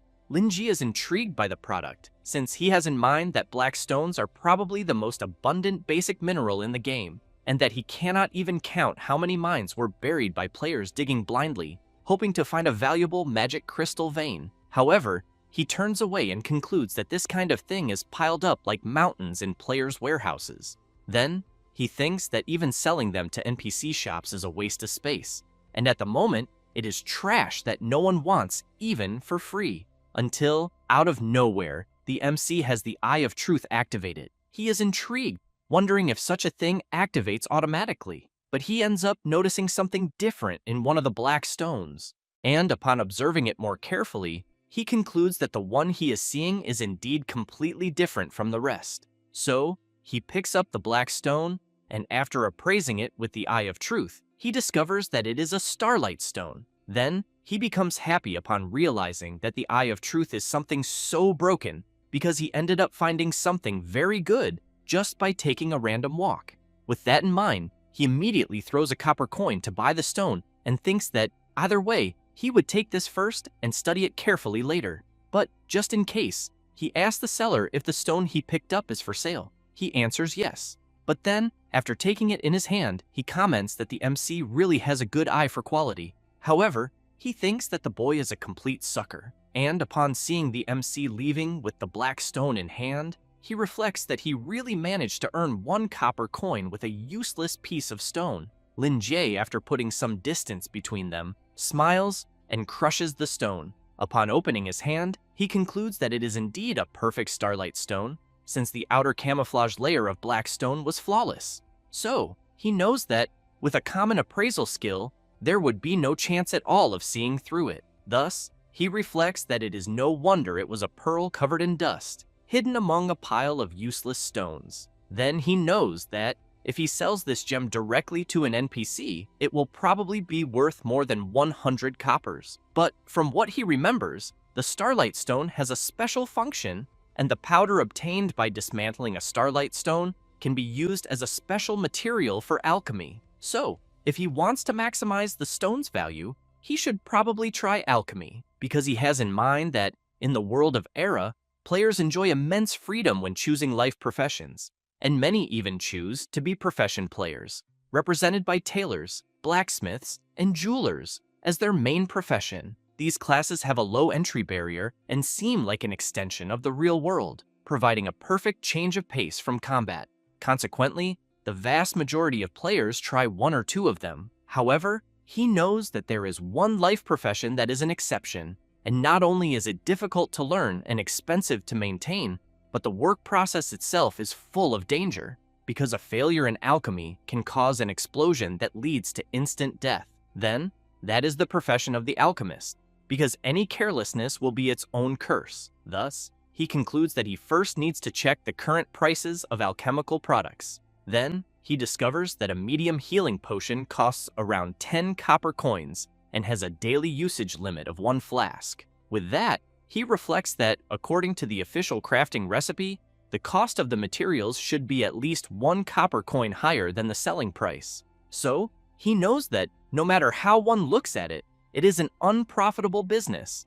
In addition, not to mention that alchemists need to deal with a failure rate above 60%, making the real cost almost double the official selling price. But, because of the unexpected profit from the incident with Karen, and because he has lived in the world of Era for 5 years, he knows some hidden potion recipes. So, Lin Jie goes to the general store merchant and thinks that, normally, even if he knew the recipe, he would not be able to craft it, because the most crucial ingredient is starlight stone powder. But the unexpected profit from the incident with Karen gave him the chance to obtain a gigantic profit. At that moment, some players notice the MC buying more things again, but one of them asks the other to forget it, because they will just close their eyes and follow his example, since, if he can make money, they can too. With that said, he emphasizes that the MC is the guy with the title of Dawnblade, and that he must have mastered the economic system during the closed beta, especially because he saw him buy a black stone at the last stall. So, he bought one too. The other player comments that the guy at the stall convinced him to buy an entire set. The stall owner, in turn, upon hearing the news, picks up a black stone and wonders if, by any chance, he was tricked by selling one of the stones. After that, Lin Jie goes to a calmer place, sits on a bench in the square, and opens the system. Then, he reflects that he has already bought enough medium crystal flasks and cheap low-level verdant grass leaves. Then, he thinks this should be enough to craft 100 batches of medium healing potions. Next, he crafts the perfect starlight stone powder. The players around him become curious, wanting to know what the hell the MC just crushed with his hand. The player beside him comments that it must have been the black stone he bought moments before. Then, he thinks the boy is trying to produce high-quality products, and that the black stone he bought can only be the key material. With that said, he suggests to his friend that they should do the same thing the boy did, and as soon as both of them crush the artifact, they are notified that they have acquired black stone powder. Meanwhile, Lin Jie prepares his potion and reflects that, normally, grass leaf essence can only be turned into a weak basic herbal juice. Then, he pours the grass leaf essence into the medium crystal flask and, after that, adds the starlight stone powder to the grass leaf essence. With that, Lin Jie reflects that, when catalyzed by starlight stone powder, the potency of the basic herbal juice is activated several times over. However, as he gets up, he knows it is still not finished. One of the players comments that the boy seems to be heading toward the fountain. Then, he wants to know if he is going to perform some high-level ritual. The other player comments that it must be that because from what he knows, crafting high-quality products requires a high-level ritual. Then, a premium environment like a fountain is perfect for a ritual site. Lin Jie takes the potion flask and puts a bit of fountain water inside it. Then, he shakes it a little to mix the liquid. With that, he manages to make a medium healing potion. The MC is happy to see that it worked because apparently the quality is identical to the ones sold in shops, and the potency is also the same. The players, upon seeing this, think that Dawnblade, after all, is a seller of counterfeit medicine. A few minutes later, Lin Jie crafts several medium healing potions until he completes 100 potions. With that, he acquires a huge amount of alchemy mastery, reaching the apprentice rank. The MC, a little exhausted, thinks that, apparently, knowledge from the past can really be converted into wealth, until several players appear, wanting to know how the MC got so many potions and whether, by any chance, he is selling them. 1 hour later, after selling everything he made, Lin Jie tells the player in front of him that his medium healing potions have sold out. Then, the MC reflects that, as long as they are 1 copper cheaper than the shop price, they sell out instantly, because he even sold some flasks at a premium price. So, calculating roughly, his original 100 coppers turned into 1,000 coppers in just 1 hour. Thus, he concludes that Griffin's reward has increased tenfold at this moment. Meanwhile, the players from before are talking, saying that the MC's recipe must be secret information discovered during the closed beta. Then, he thinks that, if this were revealed, it would be a gigantic bug capable of shaking Era's entire economic system. The other player comments that both of them need to get rich before the developers fix this bug. Then, he takes a small flask, mixes the black powder and the grass leaves in the flask, and then shakes it well. Then, he adds a bit of tap water and comments that alchemy is as easy as breathing. However, he ends up getting quite scared when he sees a strange reaction coming out of the flask, and the system warns that the player has synthesized a flask of toxic sewage. But the player swears that the recipe was right because he clearly saw the MC's steps. With that said, he makes it clear that it really is a healing potion, but only the color is wrong. His friend wants to know if the player dares to drink the potion, until an explosion happens where the players were, which even catches the MC's attention. The people around them start wanting to know what happened and whether, by any chance, someone got hurt. Lin Jie takes a deep breath and thinks that crafting randomly without understanding the recipe invites the curse of alchemy. So, he can only wish the players better luck next time. Then, he reflects that he needs to log out and deal with his newly acquired wealth. So, after converting the money, he decides to log out. Upon returning to the real world, Lin Jie takes off the virtual reality headset, takes a deep breath, and thinks that, with the exchange rate of 1 copper coin to 10,000 yuan, he exchanged 50 copper coins on the trading site before logging out. And it does not take long for him to receive a notification that the 5 million he exchanged has been deposited. Lin Jie smiles and thinks that was pretty fast, until he hears a noise.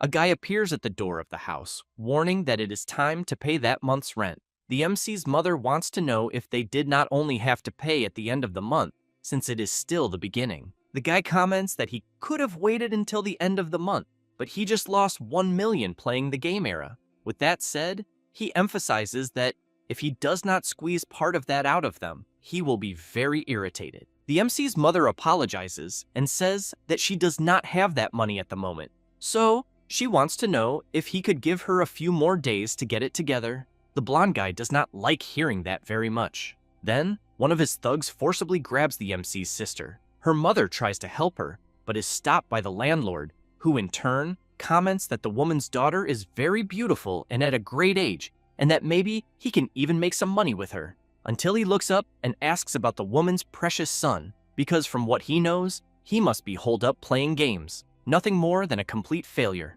And while they continue threatening the MC's family, he appears and asks if the debt amount is 1 million. And after transferring the money, the landlord starts laughing and wanting to know if the boy is, by any chance, trying to act tough. But upon seeing that the money was indeed transferred to his account, he becomes completely surprised. Lin Jie wants to know if it is enough. Both the MC's sister and mother run over to him, wanting to know if he robbed a bank and where he got so much money. While the blonde guy's thugs try to count how many zeros there are in the final balance, the landlord keeps staring at the MC and trying to understand where he got so much cash. But after being informed by his thugs that the amount is correct, he grabs Lin Jie by the shirt, calls him a brat, and says that he is just a filthy nerd addicted to games. But he wants to know how the hell he managed to get 1 million. The MC looks back and simply asks his mother and sister to go to the kitchen. The blonde guy keeps wanting to know how the boy got so much money, because he would love to hear his explanation. Lin Jie replies that he is just a filthy gamer, so naturally playing games is the only way he has to make money. The blonde guy becomes furious upon hearing that, curses the MC, and says that he just lost 1 million in the game, and that he somehow earned 1 million. So he grabs a knife and says that the million he transferred does not count toward his debt, and that it is only compensation for his losses in the game. Lin Jie wants to know if the guy is trying to extort him now. Then, he quickly throws out his hand, disarms the landlord, and firmly holds his wrist, while the landlord, in turn, becomes completely surprised and frightened upon realizing that the boy is very fast and strong. The MC comments that it is a shame for the guy, because he is good at more than just gaming. With that said, he slams the blonde guy to the ground with everything he has and puts him in an arm lock. The landlord starts crying in pain and shouts, wanting to know if the boy is really the same failed gamer named Lin Jie. He replies that yes, in the flesh. But the blonde guy's thugs immediately shout, asking him to let go of their boss.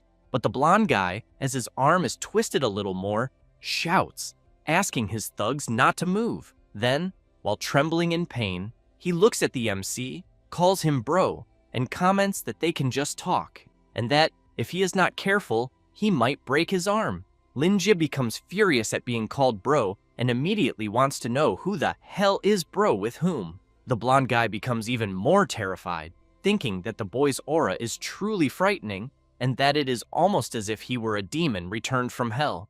Lin Jie squeezes the guy's arm a little more and asks if he still wants to extort him. The blonde guy starts shouting, answering that no, and that everything was just a misunderstanding, because he is only trying to survive, and because of that, he thinks the MC does not need to make things so ugly, especially because, since he already paid the debt, there is naturally no more reason to cause trouble. With that said, he looks at his thugs and asks if they do not agree. They immediately answer yes.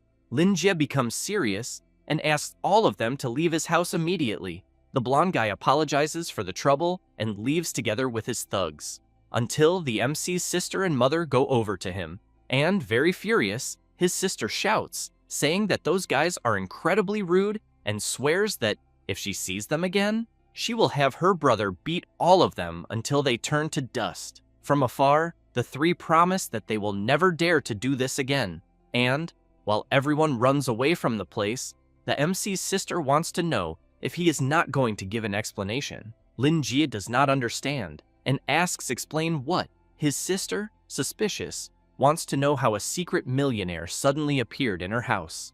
The MC starts sweating cold because of the situation he has just created, wondering how he is going to bluff his way out of this without making them worried. His sister keeps pressing him, asking him to explain exactly how a millionaire ended up hiding in their house. Lin Jie, in turn, thinks that being reborn is truly wonderful because his sister is still alive and healthy. After all, he remembers that, in his past life, because of his father's death and his sister's serious illness, the family fell into massive debt, so he had no choice but to carry the heavy burden of the household. He tried in all kinds of ways to find a job, but the employers always told him to come back another day, saying that if a suitable opportunity came up, they would contact him again. So back then, the employment situation was terrible, and as a commoner, he could barely find any work opportunities, until one day, he heard a guy calling the people around him to play the game era. Lin Jie heard that it was an endless unknown world, with countless riches waiting for every player to explore, and that he could also make a lot of money by playing. Because of that, his original reason for becoming a player was to make money. And inside the game, a certain leader of a gold farming group was looking for someone who was not afraid of dying, so he wanted to know if the boy would accept joining their group. Then, he said that the payment for one round was 2 copper coins. Lin Jie accepted right away without thinking twice. From then on, every battle was an encounter with death itself, but as long as he survived, he could make money. The group leader, seeing the MC's persistence, told him back then that his life really was harsh. After all, somehow, he managed to survive until the end every single time, and if he did not know him, he would think he was using some kind of cheat. The MC, after hearing that back then, remained silent and said nothing. Seeing how hard he worked, the group leader gave him an extra copper coin. Then, he asked the MC to look after their group in the future. Because of that, Lin Jie, relying on years of experience dealing with the Reaper, made his combat techniques more and more refined. After that, even if the entire team was wiped out, he would be the only one to survive until the end, even defeating the boss alone. Afterward, as his skills matured, a new ideal was born, because he wanted to become the strongest player, and only a player with pure skill could do that. After all, on the road to becoming the strongest, he could also make money in the process and protect those most important to him. So, he knew he needed to become the strongest. Later, he met a brother-in-arms and friend with the same ideals, the Sword Saint, Bailey Changcheng. Both of them promised to use their respective strengths to become the strongest in their classes. So, they agreed that they would always fight to see who truly was the strongest. And, as Lin Jie evolved rapidly, the players around him always talked about him and said that they had even had the honor of seeing his plays, being able to tell others that they had met the immortal god of war. Then, the MC's visibility skyrocketed, and his family's financial crisis gradually improved, until one day, when the manager of the final battle told Lin Jie that in the next battle, he would need to lose. That day, the MC became furious and slammed the table with a tremendous punch. Then, feeling extremely indignant, he wanted to know why the hell he had to lose, because he clearly had the strength to fight for the throne of the strongest, as well as the dream of becoming the strongest, standing at the top of the game era. Then, he made it clear that if he won the final match, he would earn 100 million in prize money and cure his sister's illness once and for all. So, completely furious, he wanted to know why the hell he should lose with so much at stake. The battle manager informed him that the final showdown of Era was, in truth, a game controlled by money, and since the boy came from a commoner background, he absolutely could not stand in the way of the rising star created by capital. Therefore, he would need to lose. That said, he revealed that the MC's opponent would be his war brother, Bailey Changcheng. Lin Jie turned around, saying that Bailey would not dare betray the promise they had made, because he knew the reason why he had become a player. So, with the thought that he needed to become the strongest, he risked everything to defeat Bailey. After all, born as a commoner, he dreamed of using his strength to change his fate against all odds. especially because he knew that as long as he kept walking down this path, it would be the right thing to do. However, before the MC left, the manager made it clear that even if he did not surrender, Capital would find a way to make him surrender. But Lin Ji did not care at all and left without saying another word. And while picking up his phone to see who was calling, he kept in mind that a guy like Bailey, who came from an extraordinary background, no matter how many times he fell, would always have the chance to stand up again. But as a commoner, he knew that if he fell even once, he would be beyond redemption. When he answered the call, he wanted to know what his mother needed. The MC's mother, desperate, said that the hospital had told her the equipment had malfunctioned for no reason, and his sister's condition had suddenly worsened. And, while Lin Jie let his phone fall to the ground, his mother also said that a man in a black suit at the hospital had told her some things. The MC cried a lot for his sister back then, and, after remembering all of that, his sister wanted to know why he was crying. While wiping away his tears, the MC smiled and said that her older brother was just happy to see her doing well. She gets a little confused and comments that he has been very strange lately, since he was crying one second and laughing the next. Then, she wants to know if he really managed to earn 1 million by playing. Lin Jie, smiling widely, answers yes, and explains that it was because he opened a mysterious box, then sold a piece of equipment for an astronomical price, and from that day on, they would be able to live a good life. After hearing that, the MC's sister runs off, throws him back with all her strength, and shouts that she is also going to buy a virtual reality headset to play the game. After that, Lin Jie reflected that each person could have many reasons to become a player, some for glory, some for dreams, and others just to escape reality. But his reason for becoming a player was that he wanted to become the strongest. So as someone from the bottom of society, his life was already hard enough and naturally suited for trading his life for money, like a monster, always managing to survive in the most difficult situations. But people did not know that behind every miracle of survival, there was a reason why he needed to keep living, which was to become the strongest, become the last one standing, and protect the most important person. So, that was and still is his reason for becoming a player. After that, the next day, while walking through the city, Lin Jie thinks that, in this life, if he wants to become the strongest, he needs to buy some things in advance. So, he needs to go to the official licensed peripherals store of the game era. And, as soon as he arrives, he keeps in mind that in his past life, only from the middle to the late stages of the game did he manage to save enough to buy equipment 2 levels below this, while his friend who betrayed him had used top-tier equipment like the Supreme Lightning from the very beginning. When he enters the store, the salesman recognizes the MC and immediately wants to know what happened, or if perhaps the entry-level model he sold him is not working. Lin Jie replies that he wants to exchange it for a Supreme Lightning. The salesman cannot believe the request and emphasizes to the MC that what he wants is meant for high-level professional players. That said, he comments that it is good for young people to have dreams, but he should not get carried away, because he could carry bricks for 10 years and still not be able to buy even one part of the machine he asked for. At that moment, a guy walks in front of the MC, asks for a Supreme Lightning, and says he will pay everything in cash.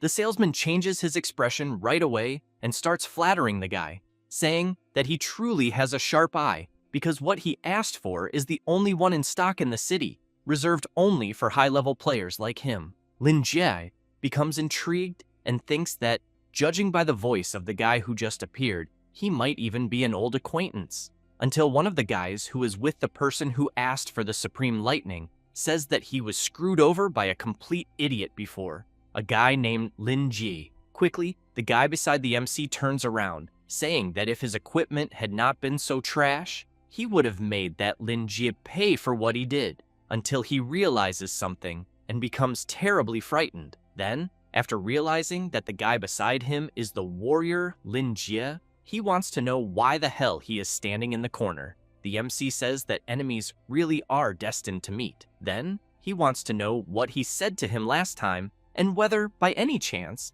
he wants another lesson. Rex comments that, from the looks of it, that Karen failed to eliminate him inside the game. However, he wants to know if, by any chance, the MC knows what kind of place they are in. Then, he says that they are in reality, and that he, Rex, the villain, has more authority there than anyone else.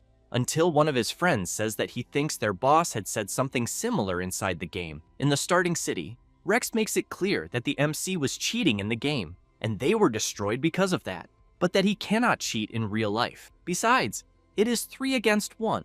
The salesman steps in and asks them not to fight inside the store, because running a shop is not easy. Then, he asks Lin Chi not to be impulsive, because the guy in front of him is young Master Rex, so he thinks he just needs to kneel down quickly and apologize.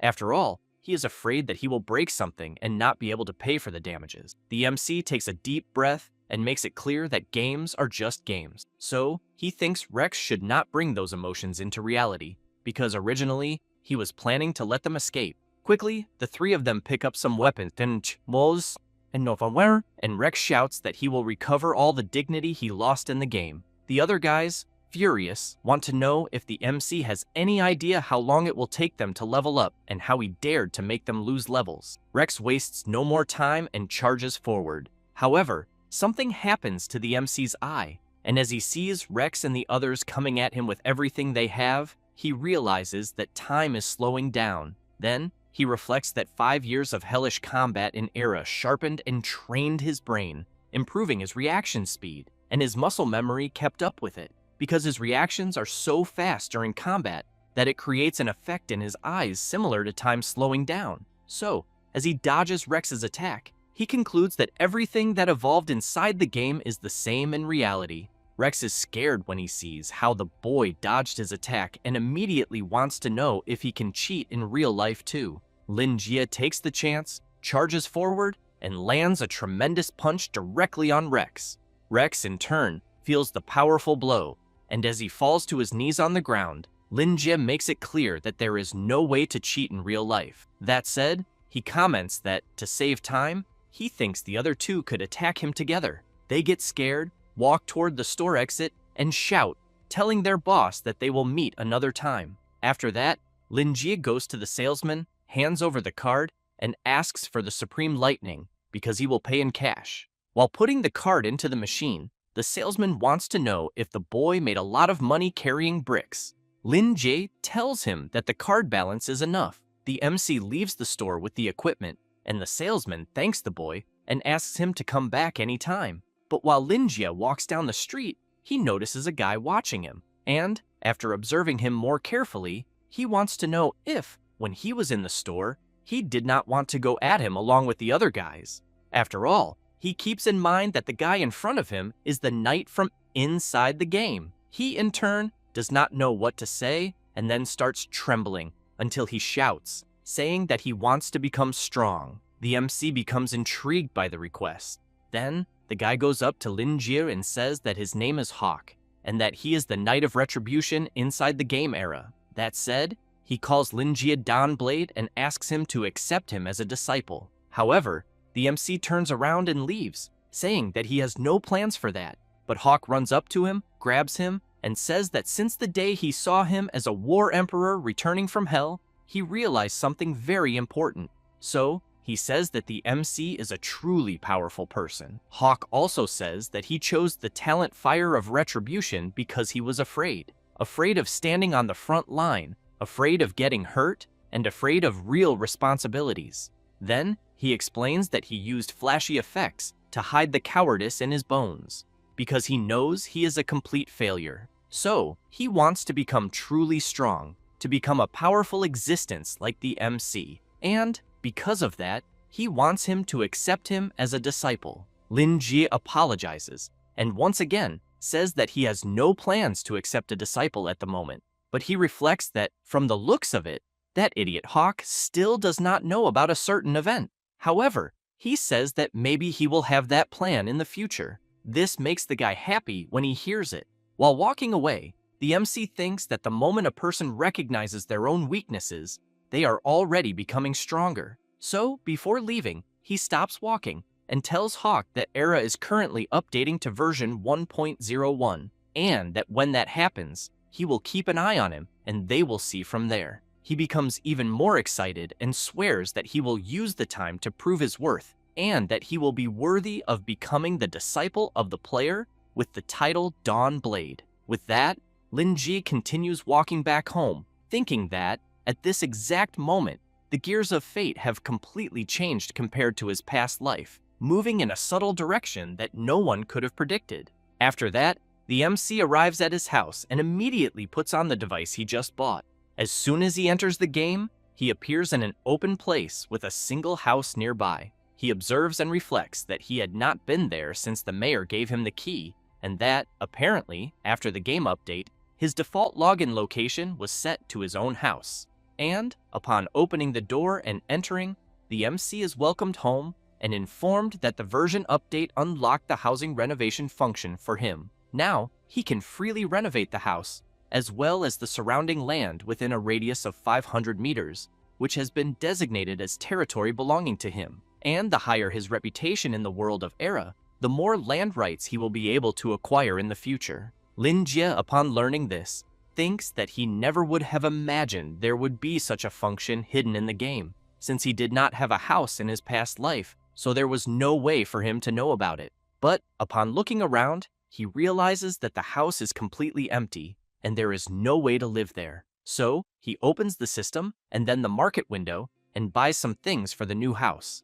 But he keeps thinking that the mayor gave him an empty house, just waiting for him to spend all his hard-earned money on renovations, since these necessary expenses would be enough to buy a mansion in reality. However, he knows that at least the scenery is truly beautiful, so he thinks the money was not completely wasted, since he will earn more money later. At that moment, Lin Ji hears someone knocking on the door, so he walks over to it and, as soon as he opens it, wants to know who it could be. It is Karen, who in turn says good morning to the Dawn Blade.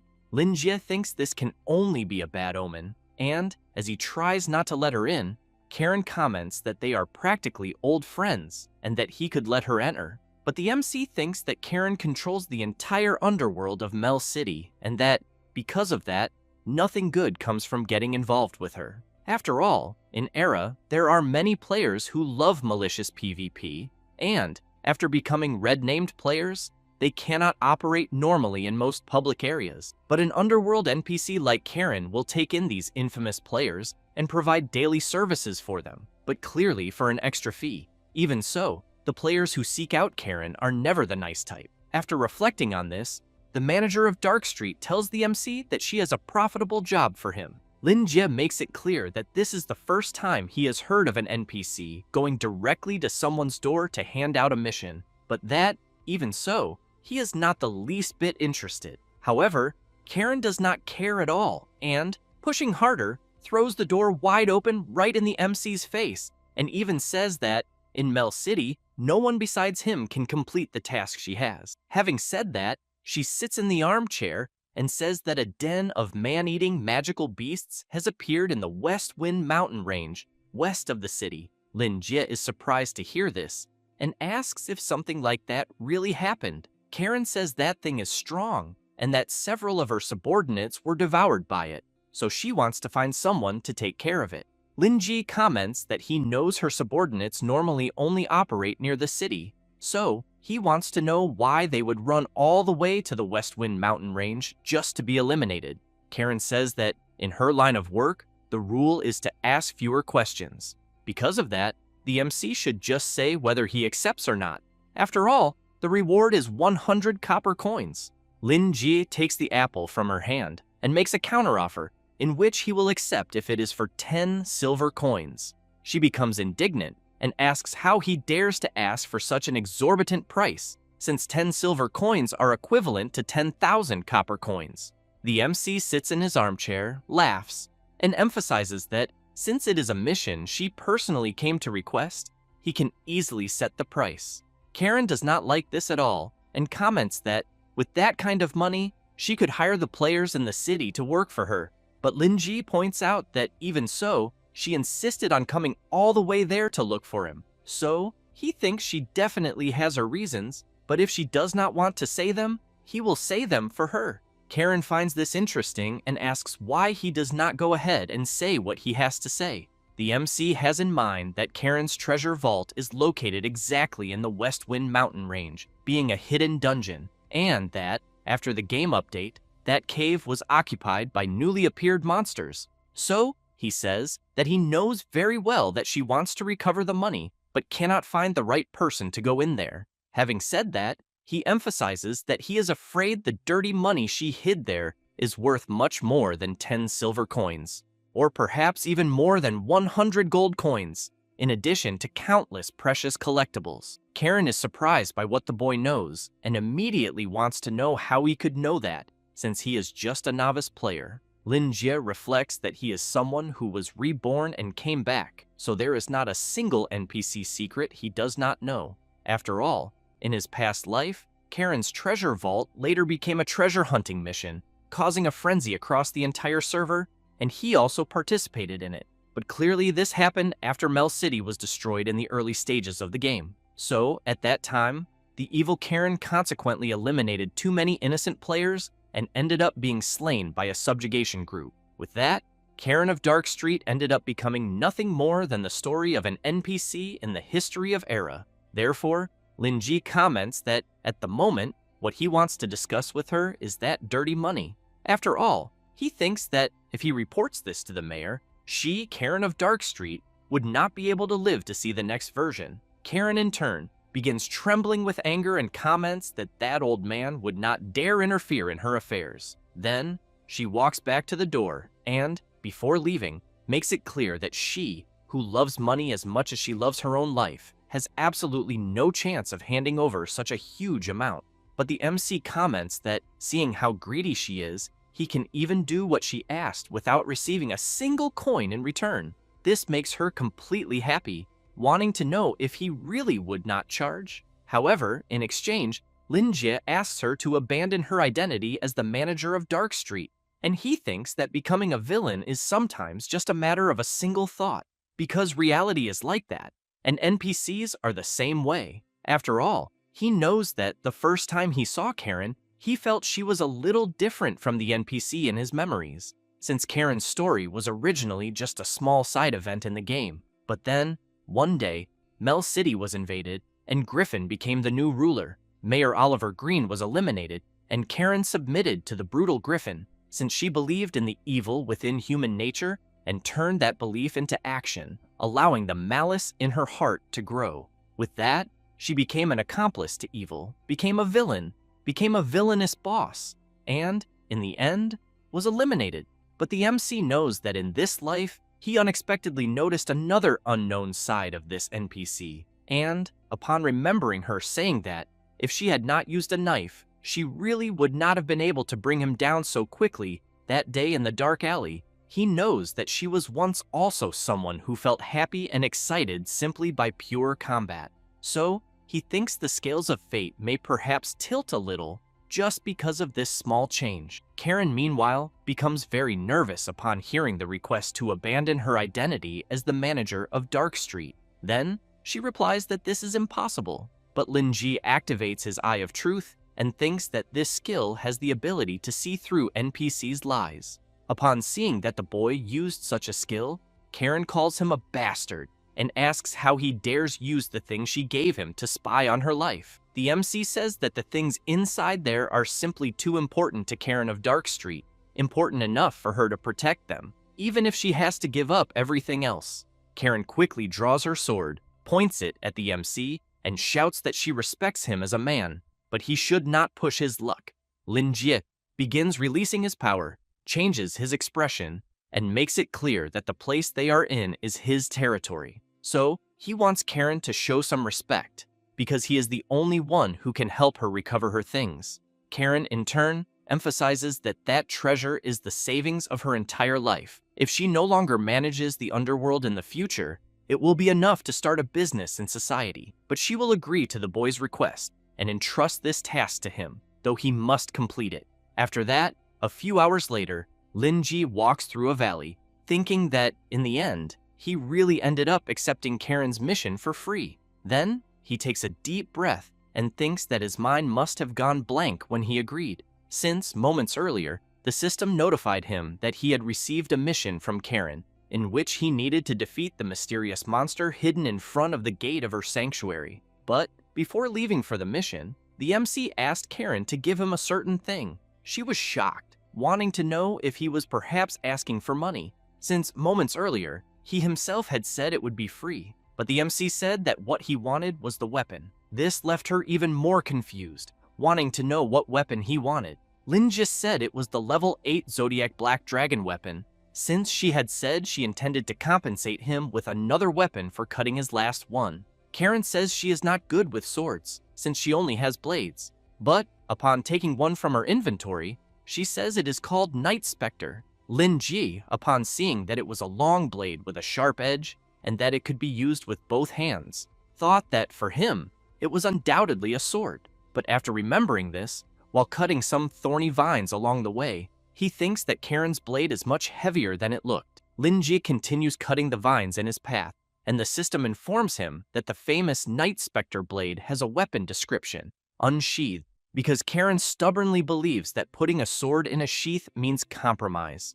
Because of that, she is always in a constant state of readiness to eliminate. The sword's effect is that if the quality of the opponent's weapon is lower than the inherited rank, that weapon will be directly destroyed. But if the quality is equal or higher, the state of Blade Massacre will be applied. With that, the weapon's durability continuously decreases until it becomes impossible to repair. A few minutes later, after Lin Jie finishes clearing the path, he thinks that if it were not for the mark Karen placed to identify the entrance, he might have taken the entire day to find it. In addition, he considers that a certain mysterious monster must have already arrived, and when he looks to the side, he sees a huge creature. However, Lin Jie is intrigued when he realizes it is only a level 1 wild boar. Then, as he prepares for the confrontation, he knows that such a creature in Era is nothing more than a food ingredient, until he is surprised to feel something pass quickly over his head, and then a huge explosion happens right where the wild boar was. Then, intrigued, he wonders why there is more than one creature there, and as soon as the dust settles, the MC sees the level 8 Zodiac Black Dragon. It, in turn, looks at Lin Jie and calls him a foolish human, saying that somehow he became so arrogant that he thought of challenging it. The MC immediately contacts Karen and tells her what just appeared. She, while taking a bath, wants to know if he already found the creature that quickly. Lin Jie comments that she, apparently, simply wanted to send him to his death. After all, a boss of this level that just appeared requires a team of at least 5 people to face it. Karen says that the difficulty of wild bosses increases according to the number of combatants. So, if he cannot solve the problem alone, summoning more weaklings will only increase the chaos. Having said that, she emphasizes that she herself has already faced the Dawnblade, and that his level far surpasses the other foolish 4th and 5th level players. Lin Jie comments that the monsters around the beginner village square do not exceed level 4, and that even that guy, Griffin, his level was only around 5. But for a level 8 black dragon to appear there, some kind of error must have occurred. Karen emphasizes that he defeated Griffin alone before, and that, thanks to his skilled movements, the dragon can be defeated the same way. Lin Jie does not like hearing this, and looking at the enormous creature in front of him, says that there is a full difference of 6 levels. So, he wants to know if there is any skill capable of filling that gap. The dragon calls the MC an intruder and comments that since he has come to its lair, it will mercifully consider 2 choices. In the first, it can simply crush him completely right there, and not even ashes will remain of him. And in the other choice, it would be pleased to accept some new followers to serve it. But the boy must kneel and glorify its great name. Lin Jie makes it clear that he is not interested and that he is only there to warn it, because it seems to be illegally occupying someone else's house. The dragon becomes furious and shouts, wanting to know how a mere insignificant human dares speak in such a way, because the treasures in the vault of its lair are all its own. Lin Jie wipes the drool that the dragon spat onto his face, and thinks that the game era has perfectly incorporated all the stereotypical traits of dragons: arrogance, insolence, and greed. At that moment, the MC is notified that the black dragon has identified him as an attack target. Lin Ji runs away while thinking that even in his past life, when he defeated a young black dragon of his own level, he was in a full team of 8 people and had already reached level 3. After all, in Era, the attribute difference between level 2 and level 3 practically doubles. And, although he possesses the experience and skill from his past life, the performance of the body he currently has is extremely poor. Then he needs to quickly jump to the side to avoid being caught by the dragon's scorching flames. Lin Jie thinks of Karen and concludes that apparently he has fallen into her trap once again. After that, he puts some distance between himself and the enormous creature and thinks that a black dragon's attack patterns are normally of 4 types: breath, claw strike, bite, and tail strike. So any blow from it is enough to completely crush him at his current level. The creature begins to fly and shouts, wanting to know how a foolish human dares challenge its authority. Lin Jie once again jumps to the side to avoid being hit and continues thinking that every attack movement has a slight preparatory sign before it begins. So, when the dragon unleashes its flame breath, it slightly raises its head to draw in air. For a tail strike, the creature digs its claws into the ground and twists its body. For a bite, the dragon's body quickly pulls back. Then, it opens its mouth and bites forward. But as for the claw attack, it is fan-shaped, since, after the attack, an opening appears that lasts half a second. So, at that moment, after the claw attack, during that half second, he charges straight toward the dragon, thinking that it is the right moment for a counterattack. However, upon delivering the attack, he is notified that he caused 0 damage. The dragon looks at the MC and calls him a damned ant. Then, as it moves to try to bite him, the MC tries to flee, thinking that the creature is going to bite him and that he will not be able to dodge in time. So, he shouts for his golden bell, and at the same time as the dragon's bite surrounds him, the effect of the golden bell is activated. With that, Lin Jie manages to escape by a hair. Meanwhile, the black dragon, confused, wants to know what the hell just happened. Lin Jie gets up from the rubble and thinks that fortunately, he had the golden bell, because he survived by a miracle. But even so, he knows that he cannot pierce the dragon's defenses. So, he wonders how he is going to defeat it. The black dragon, while preparing its flaming breath, comments that apparently, for some reason, the MC seems unable to use what he used moments earlier anymore. Lin Jie realizes that the creature is going to unleash a draconic breath sweep, a continuous cone-shaped jet of flames, and that, if launched from the front, it is basically impossible to dodge. So, he advances and reflects that, when facing dragons, players generally try to maintain a safe distance. But after creating distance, the range of the breath becomes greater, making it even more dangerous. So, he knows that the true safe distance is actually 0 distance. Therefore, he jumps onto the dragon.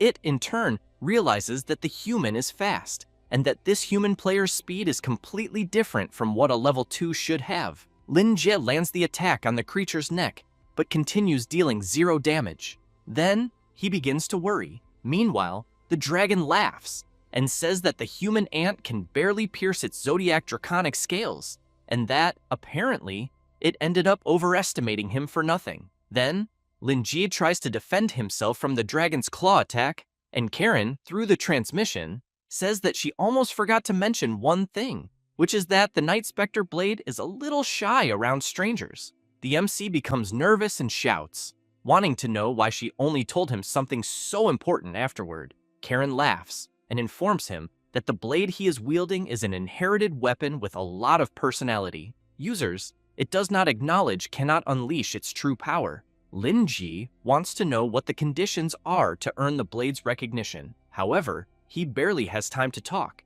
and, while dodging another attack, Karen says that he needs to prove he is someone who has gone through trials of life and death. Lin Jie jumps and runs to create distance, and thinks that he has seen many bizarre recognition conditions in games.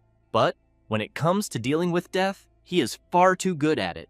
Therefore, the MC turns around and shows the creature his middle finger. It, in turn, becomes furious and prepares its draconic breath again. Then, it fires, and forces the MC to run to avoid being caught. Lin Jie takes advantage of the direction of the blast, and circles around to go straight toward the creature. Then, he reflects that the target is the 3-inch point on the dragon's neck, where the creature's reverse scale is located. With that in mind, he jumps up and tries to land the slash there, but the dragon takes flight at the last second. Then, it calls the MC a naive human and asks if he thought that would be enough to wound it. Lin Jie returns to the ground and thinks that he ended up forgetting that the dragon can also fly. But then, he decides to test the enhanced grip strength on the blade. Karen, seeing this, comments that it did not matter before, but this time it is a draconic breath dive. So, with his current physique and weak equipment, he absolutely will not be able to withstand it. However, Lin Jie looks at the blade and comments that if the sword only recognizes those who do not fear death, then, while wielding such a famous sword, it should worship itself as a god. At that moment, the black dragon prepares its skill, just like the MC. The energy around his body and the sword begins to grow even stronger, and then he shouts that he is the god of war returned from hell. With that, recognition from the inherited weapon is obtained. Now, the famous sword Night Spectre has been acquired. The armor destruction skill has been unlocked, capable of destroying the defensive structure of the target's armor when attacking. Therefore, Lin Jie charges straight toward the dragon with everything he has.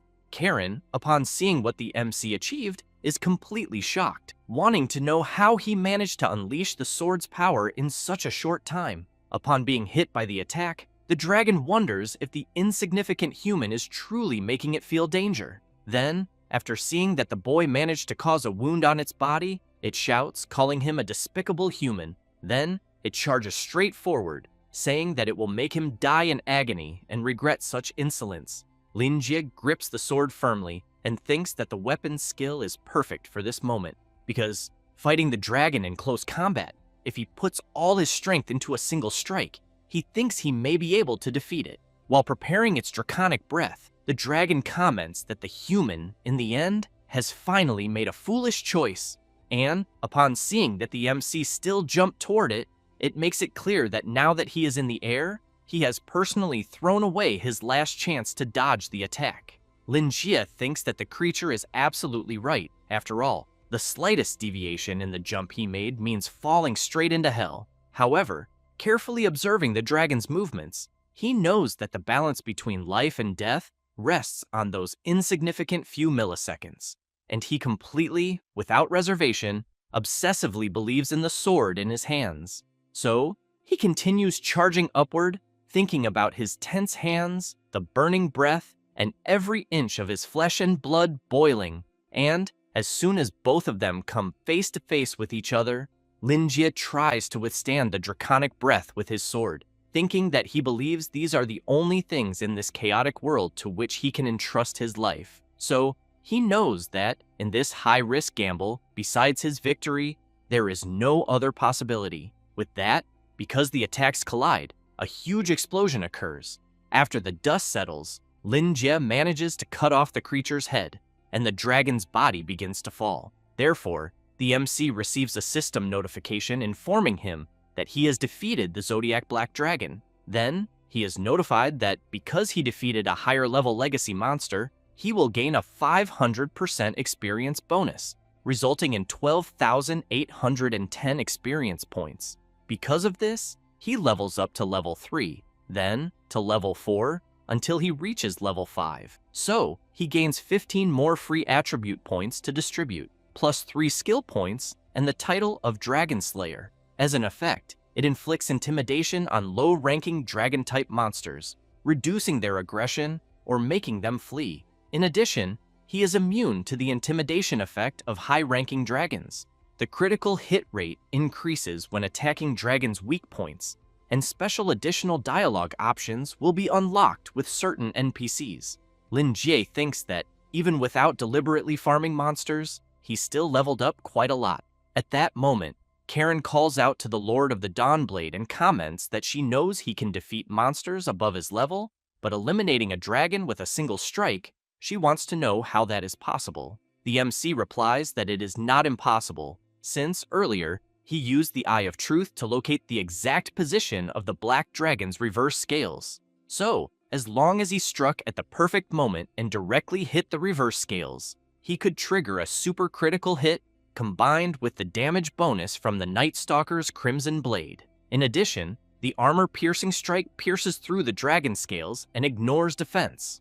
With that, the damage, amplified by multiple layers, is enough to exceed the black dragon's maximum health points. So, it results in the creature's instant elimination. Karen wants to know how we can guarantee that all these low-probability buffs activate at exactly the same time, because if he had missed, he would have been in a very dangerous situation. Lin Jie replies that crossing the gates of hell, that is what he calls skilled gameplay. Having said that, he reflects that, since he has already jumped straight to level 5 and obtained extra skill points, he wonders why not take advantage of this opportunity to evolve. Therefore, he opens the status window and then applies some points, thinking that, for warrior class professions, the highest priority is ensuring high strength, since most two-handed weapons rely on strength to amplify damage. So, he knows it is better to defeat minions with a single strike. Otherwise, efficiency drops significantly. Then, he knows that endurance affects HP and resistance to negative effects.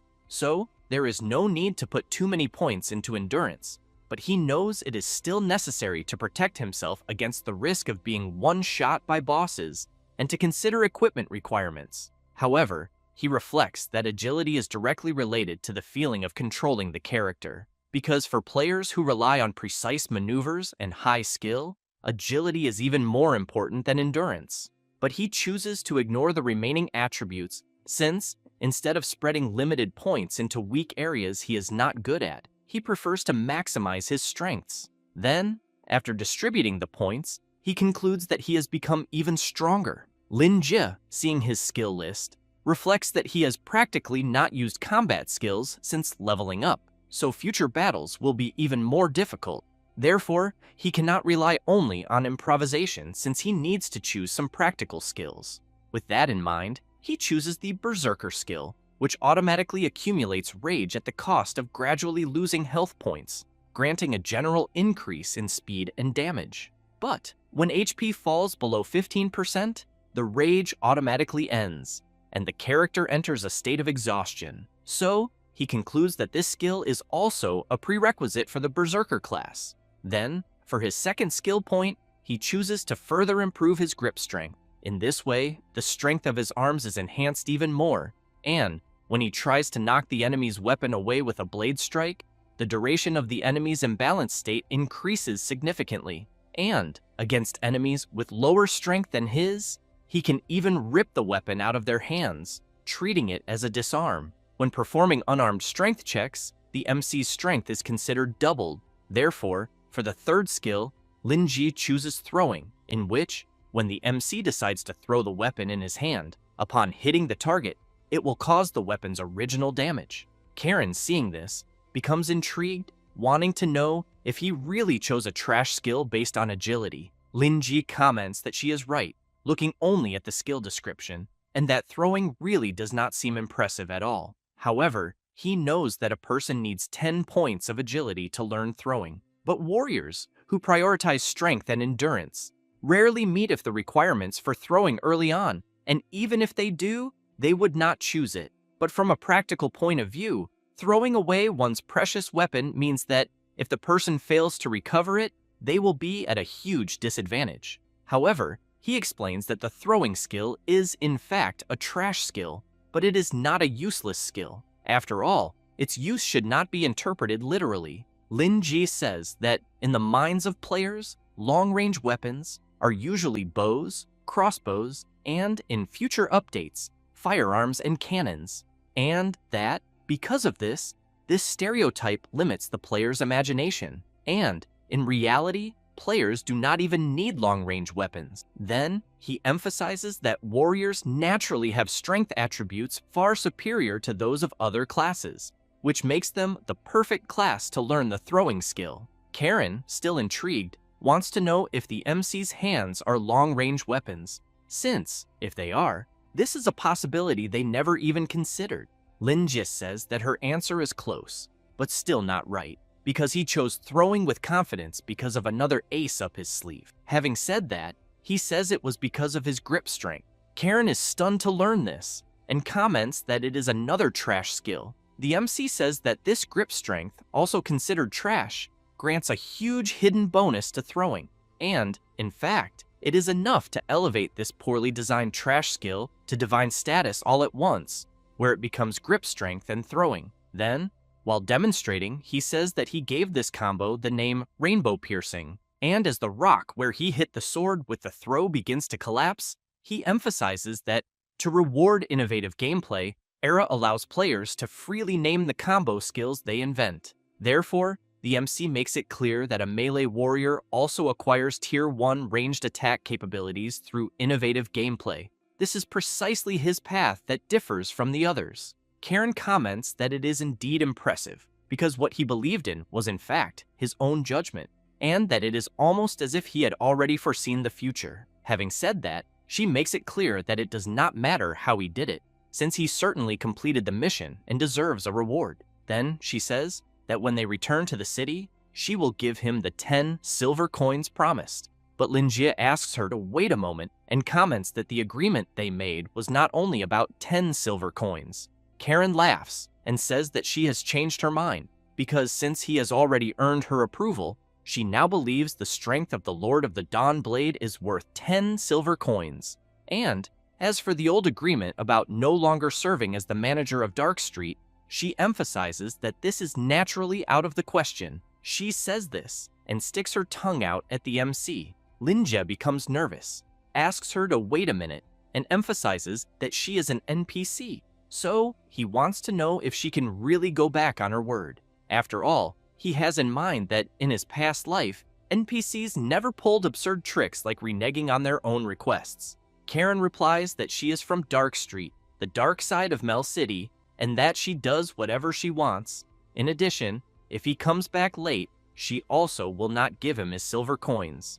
Linjie, while beginning to walk back, becomes furious and makes it clear that when he sees her, he will want his money and that he will never want to deal with her business again. Then, he thinks that he really cannot work with an NPC who goes back on her word like that, and that, if she ends up becoming a villain in the end, it will be her own fault. However, after walking a little farther forward, the ground beneath him begins to crack, and then the MC ends up falling and arrives at an underground location. The system immediately informs him that the player has entered Dungeon 1 of Karen's treasure vault. He is very surprised to learn that he ended up accidentally finding Karen's treasure vault, since he knows that this is the secret location that players spent an entire season searching for in his past life. However, upon taking a better look around, he realizes there is no shining gold or jewelry, only a pile of toys, dolls, and traces of a child's growth. Then, when he looks at a wall,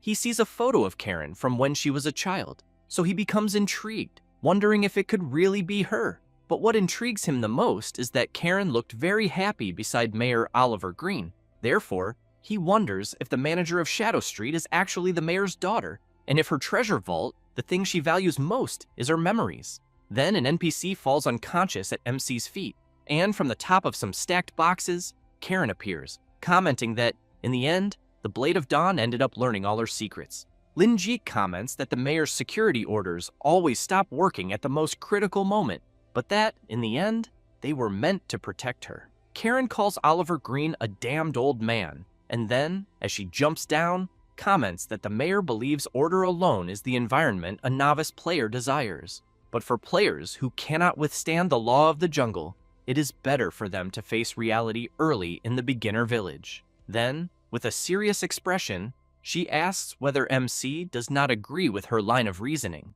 Linjie says he was about to agree with her, but on the most critical point, he thinks he must oppose it. That said, he emphasizes that even if the world they are in is a world where the strong devour the weak, he wants to know what makes her so certain about who is strong and who is weak. Then, he asks Karen to look at herself and then at him. So, in her opinion, he wants to know who she thinks is stronger. The manager of Shadow Street replies that she actually liked his question, but that the answer will be known soon. However, Linjie says he has changed his mind. Then he makes it clear that the mission reward remains the same, and that she must abandon the title of boss of Shadow Street. But she comments that what he is asking for is impossible. MC asks her to accept her own law of the jungle, because if she is standing before him as the defeated one, she must obey his orders. Karen laughs and asks what will happen if he loses. As MC replies that such a possibility does not exist, the sword in his hand is pulled away. Karen takes her weapon back and comments that, as the only player who knows her secret, she also has a reason why she needs to take him down. That said, she begins to release her power and makes it clear that even if he has the strength to eliminate a dragon, without a weapon, he has absolutely no chance of victory. Lin Jie activates his berserker skill and emphasizes that he is very eager to see her true abilities. Then, while releasing his power, he reflects that the Fury state continuously drains health points but increases speed and destructive power, and that he can even perform incredible maneuvers that break limits. However, Karen is not intimidated and charges forward, saying that the boy's new move is actually quite stylish. Lin Ji dodges the first attack, but Karen prepares another one and comments that his new move only looks cool for 3 seconds. MC clenches his fist and then lands a direct punch on the sword. Karen is surprised by the boy's audacity and immediately wants to know if he plans to defeat her weapon using only his bare hands.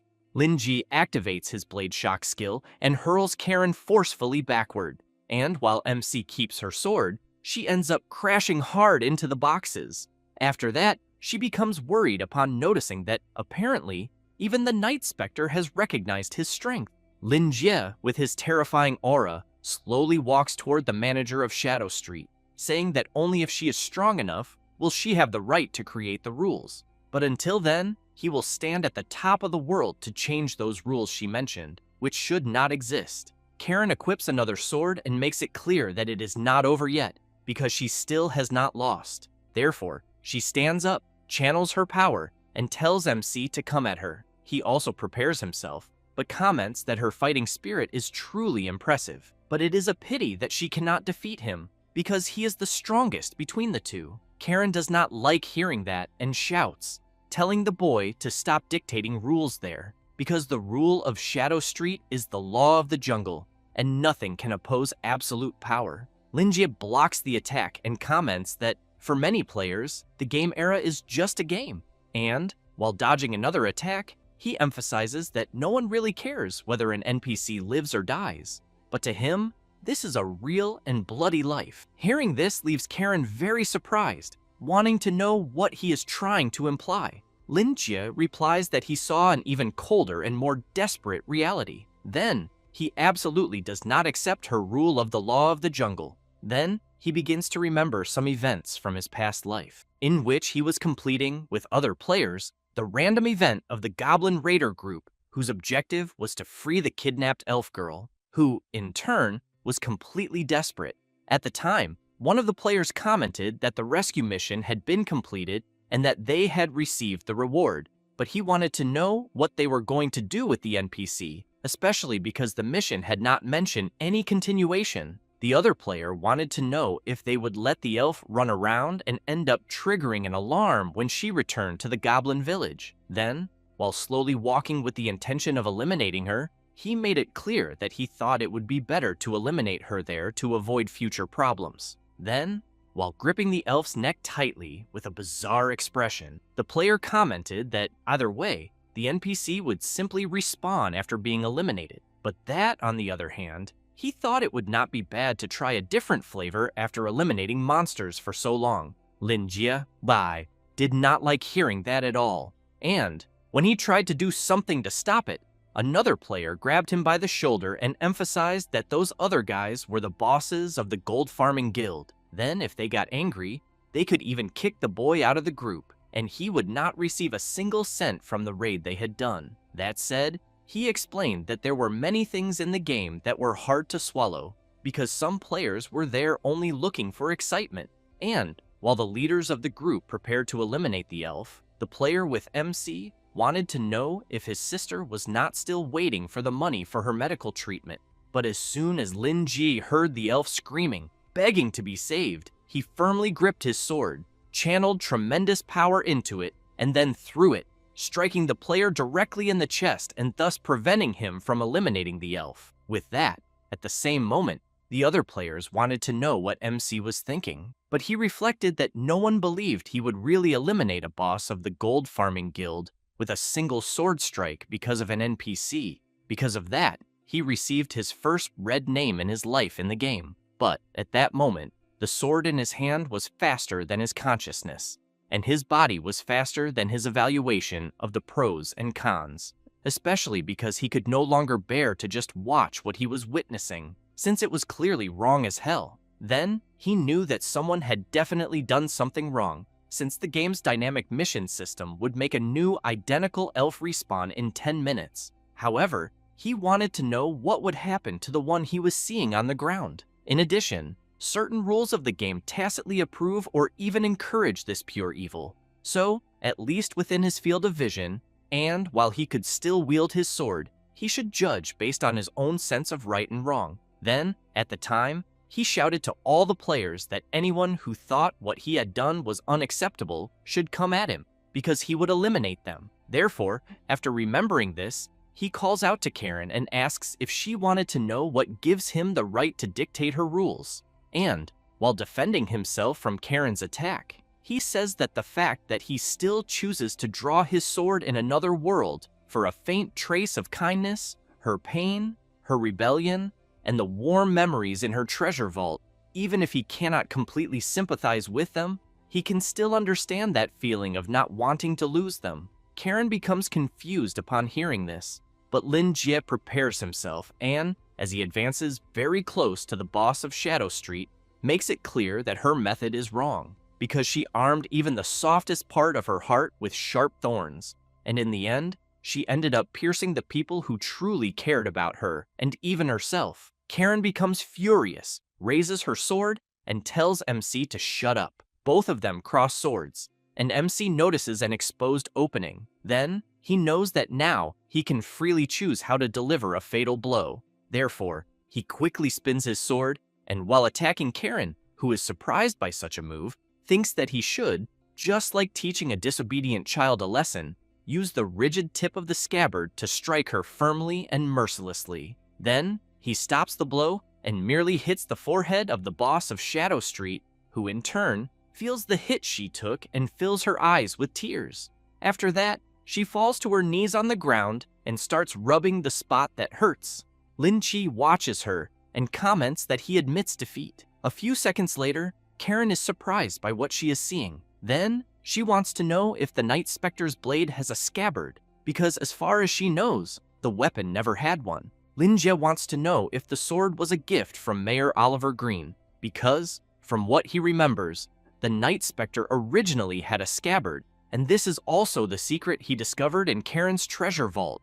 She says that is impossible, because the Night Spectre blade does not need a scabbard, especially because sheathing the sword means compromise, and nothing can subdue her will. MC says that hoping she could hide her sharp blade inside a scabbard was the mayor's original intention when he gave her the sword, and even if she has the wildest ambitions in her heart, she must be reinforced by a certain conscience. Then, he gives a faint smile and says he calls that goodwill. She is surprised to hear this. Half an hour earlier, at the mayor's house, he was asking the Blade of Dawn to help him persuade his daughter to change her mind and stop doing bad things.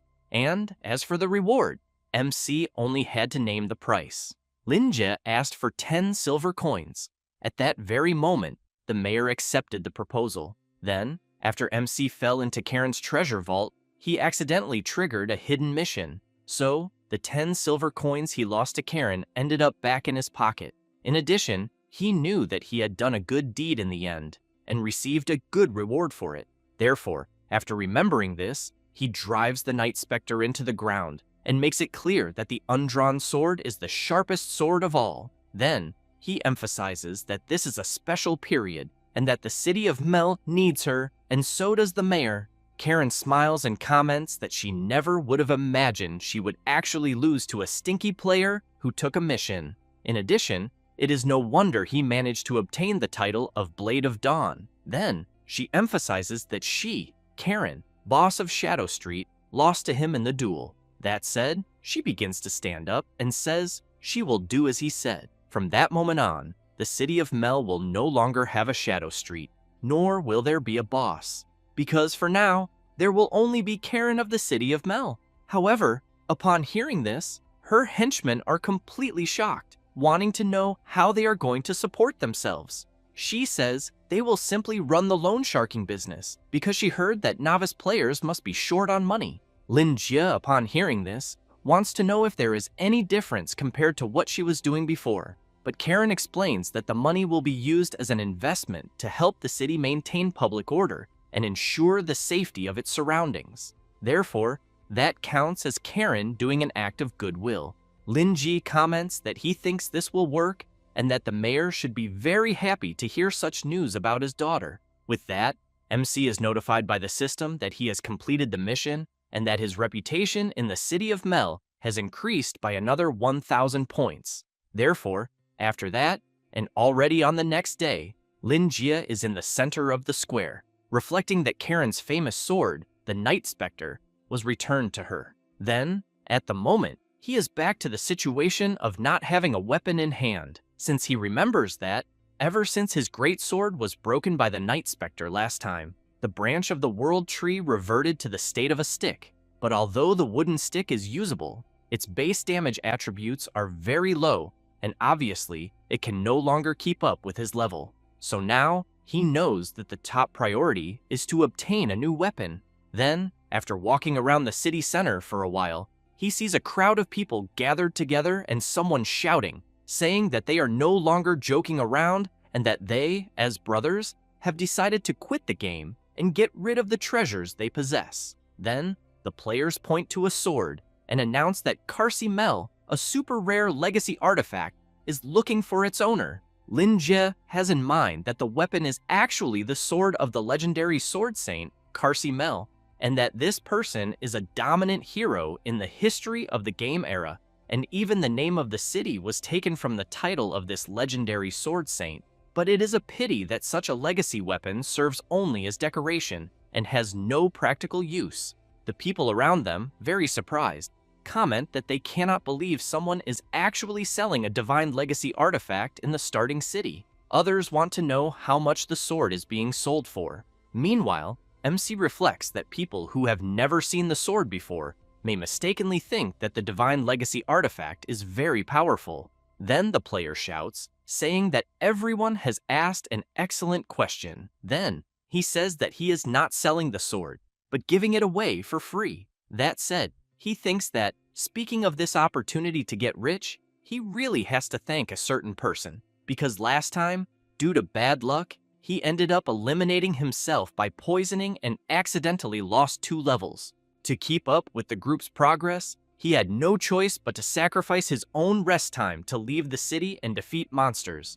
As a result, he was unlucky again, since the bridge collapsed while he was crossing the river. Then, in the end, after searching at the bottom of the water, he unexpectedly touched a divine legacy artifact, the sword of Karsi Mel. Then, looking at his partner, he thought that they had finally hit the jackpot by finding something so rare. Therefore, at that very moment, they returned to the city and went to find an expert to verify its authenticity. The person responsible for the appraisal said that the sword was indeed a divine artifact, but it was nothing but trash, and that they should keep it only as a souvenir. So, in the end, to their misfortune, they learned that the sword was actually useless trash, sold for at most 10 copper coins. Then, he knew that life could not get any more unlucky, so he decided to use it as bait to fish for more money. With that in mind, they came up with a plan, and while one waited while sitting down, the other commented that he would tell everyone the rules to obtain the sword as a reward, because they had decided to determine the winner with a game of fate through arm wrestling. Therefore, if someone won an arm wrestling match against his partner, they could take the sword completely for free, and the rules are very simple and do not deceive anyone. At that moment, a barbarian class player shouts, wanting to know if the guys in front of him are really giving away a divine artifact like that for free. Meanwhile, MC becomes intrigued, wondering if he should try, because he has in mind that the world tree can fuse with any weapon, and theoretically, it can also work with the broken sword, and perhaps there will be unexpected effects. Then the barbarian class player begins to brag, and afterward, he thinks that just by looking at the guy in front of him, anyone can tell that he is not a strength-based player, and that, because of that, he thinks he can definitely win. However, the player makes it clear that not just anyone can go and try, because if the person loses, they will have to give him 1 silver coin as the trial price. The barbarian places the silver coin on the table and makes it clear that he will be betting his entire net worth of 1 silver coin to play 1 round with the player Zaro, since he has in mind that the guy in front of him is so skinny that he definitely has no strength and that he will beat him no matter how he tries. Meanwhile, Lin Jie, watching this, thinks that with his strength value, he should not lose, and because of that, he thinks he will try after they finish. Zaro firmly grips the barbarian's hand and thinks that he took the bait, because with his silent weakness curse, he can reduce the strength value of players who come into contact with his body by 10 points. Therefore, while using his skill, he reflects that players in the beginner village are usually around level 5, and that, even if they allocate all their points into strength, they still will not be able, after suffering the curse, to surpass his strength value. Then, in a matter of seconds, after the barbarian has his strength value drastically reduced, Zaro easily manages to win the confrontation. The player becomes sad and shouts that he has lost his entire net worth. At that moment, MC appears and asks if he could try as well. Zaro becomes excited when he sees that it is the Blade of Dawn, and comments that he never imagined they would actually attract the presence of someone so important. But he has in mind that the last time he tried to copy the potion he made, it cost him a life for nothing, and he was even mocked for 2 whole days. However, this time, he swears that he will defeat him, because they are finally facing each other head-on. Lin Jie, observing the expression of the player in front of him, thinks he has the feeling that he wants to eliminate him at all costs. Meanwhile, the 2 players talk through a private group between themselves, and one of them comments that MC possesses an information advantage that surpasses ordinary players, and that he even thinks he must be a closed beta player. But the player, who is going to face him, asks his partner to simply enjoy how he will humiliate him. Therefore, Zaro's partner points upward and shouts, saying that there is a plane in the sky, but that was only to distract MC's attention, and thus allow his partner to take a potion to increase his strength before the confrontation. He, in turn, reflects that if the Blade of Dawn can exploit the game's loopholes, then he can cheat as well, since, with the enhancement effect of the alchemy potion, he can no longer be his opponent. Lin Jie wants to know if the player is messing with him, because as far as he knows, there are no planes inside the game. But soon, they begin the arm wrestling duel. MC comments that Zaro was fine a moment ago, so he wants to know why he is suddenly giving off smoke. Zaro, feeling the effect of the potion he took, laughs, and makes it clear that he cannot wait to defeat MC. However, as soon as Lin Jie uses force, something is hurled violently against a wall. Then, the system warns that someone had their arm fractured, was disarmed, and stunned. Lin Jie looks at the damage on the wall and quickly wants to know what happened.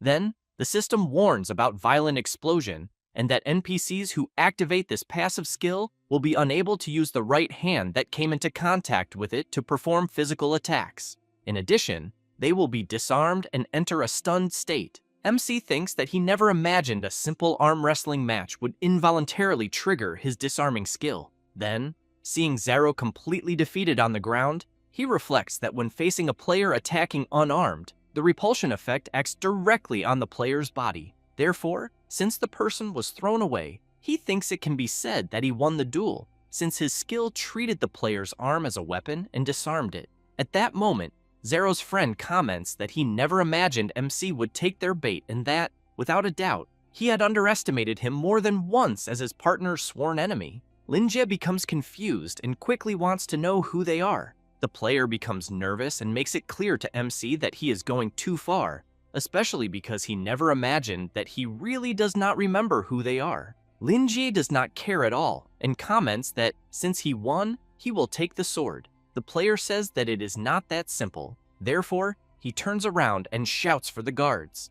Then, he points at MC and says that he injured his partner. That said, he emphasizes that this is definitely intentional injury, using cruel methods, to the point that he needs to stay in prison for at least 24 hours. Lin Jie is stunned upon hearing this and wonders if there is even such a trick, because apparently, The variety of player scams in the game is truly endless, especially since they even use the guards in their schemes. However, the guards recognize the Blade of Dawn and greet him good morning. MC realizes that they are the guards he saved from the confrontation against Griffin, and thinks that matches in which it is agreed not to use lethal force are allowed in the game. Therefore, under normal circumstances, the guards do not interfere. The player, upon seeing the guard talking friendly with MC, immediately wants to know if they are in this together. But he starts wondering if the Blade of Dawn has some kind of suspicious under-the-table agreement with the game developers, and whether, by any chance, all the NPCs in the game have to bow down to him.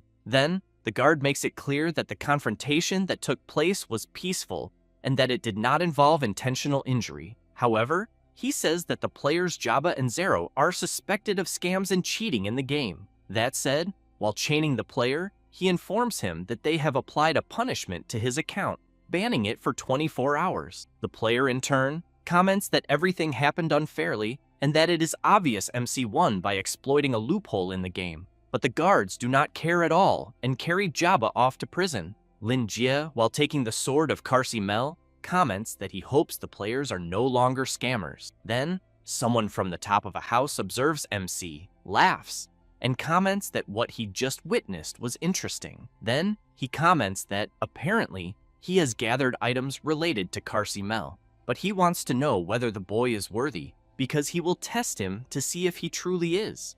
Meanwhile, Linji raises Carsi Mel's sword high and discovers that the weapon is a restored version. It grants a base attack power between 75 and 145. When it resonates with the Sword Oath, he will receive a huge increase. In conjunction with the World Tree, the 10th sprout of the tree absorbs the combat memories of all the legacy divine artifacts poured out by the Sword Saint and gradually awakens its full power as its state increases. The MC is surprised and thinks that it is just as expected of a Sword Saint's legacy weapon, since it truly synergizes with his second talent, the Sword Oath. Then, he concludes that it will be an honor to test the new weapon. So, upon opening the map, he realizes that the monsters near the city are too low level, so he needs to find a place with stronger monsters. But currently, the level progression of most players should be around level 5. Therefore, he discovers that the leveling area recommended by the system is the level 5 zone in the Whispering Forest. But according to the current trends among players, the Whispering Forest should already be overcrowded, making it unsuitable for a solo player like him. So, he concludes that he might as well skip stages to train and take the chance to test the power of the Nameless Ruins, opened in the new version. With that in mind, 1 hour later, the MC arrives at the Nameless Ruins area, and it does not take long for him to see several level 7 giant wolves ahead. And as the creatures charge forward, Lin Jie is intrigued by the monster's level and reflects that it is no wonder there is not a single soul there. But as he releases his power throughout his body, he thinks that he does not care about that, because whether they are level 6 or 7, to him, there is not much difference.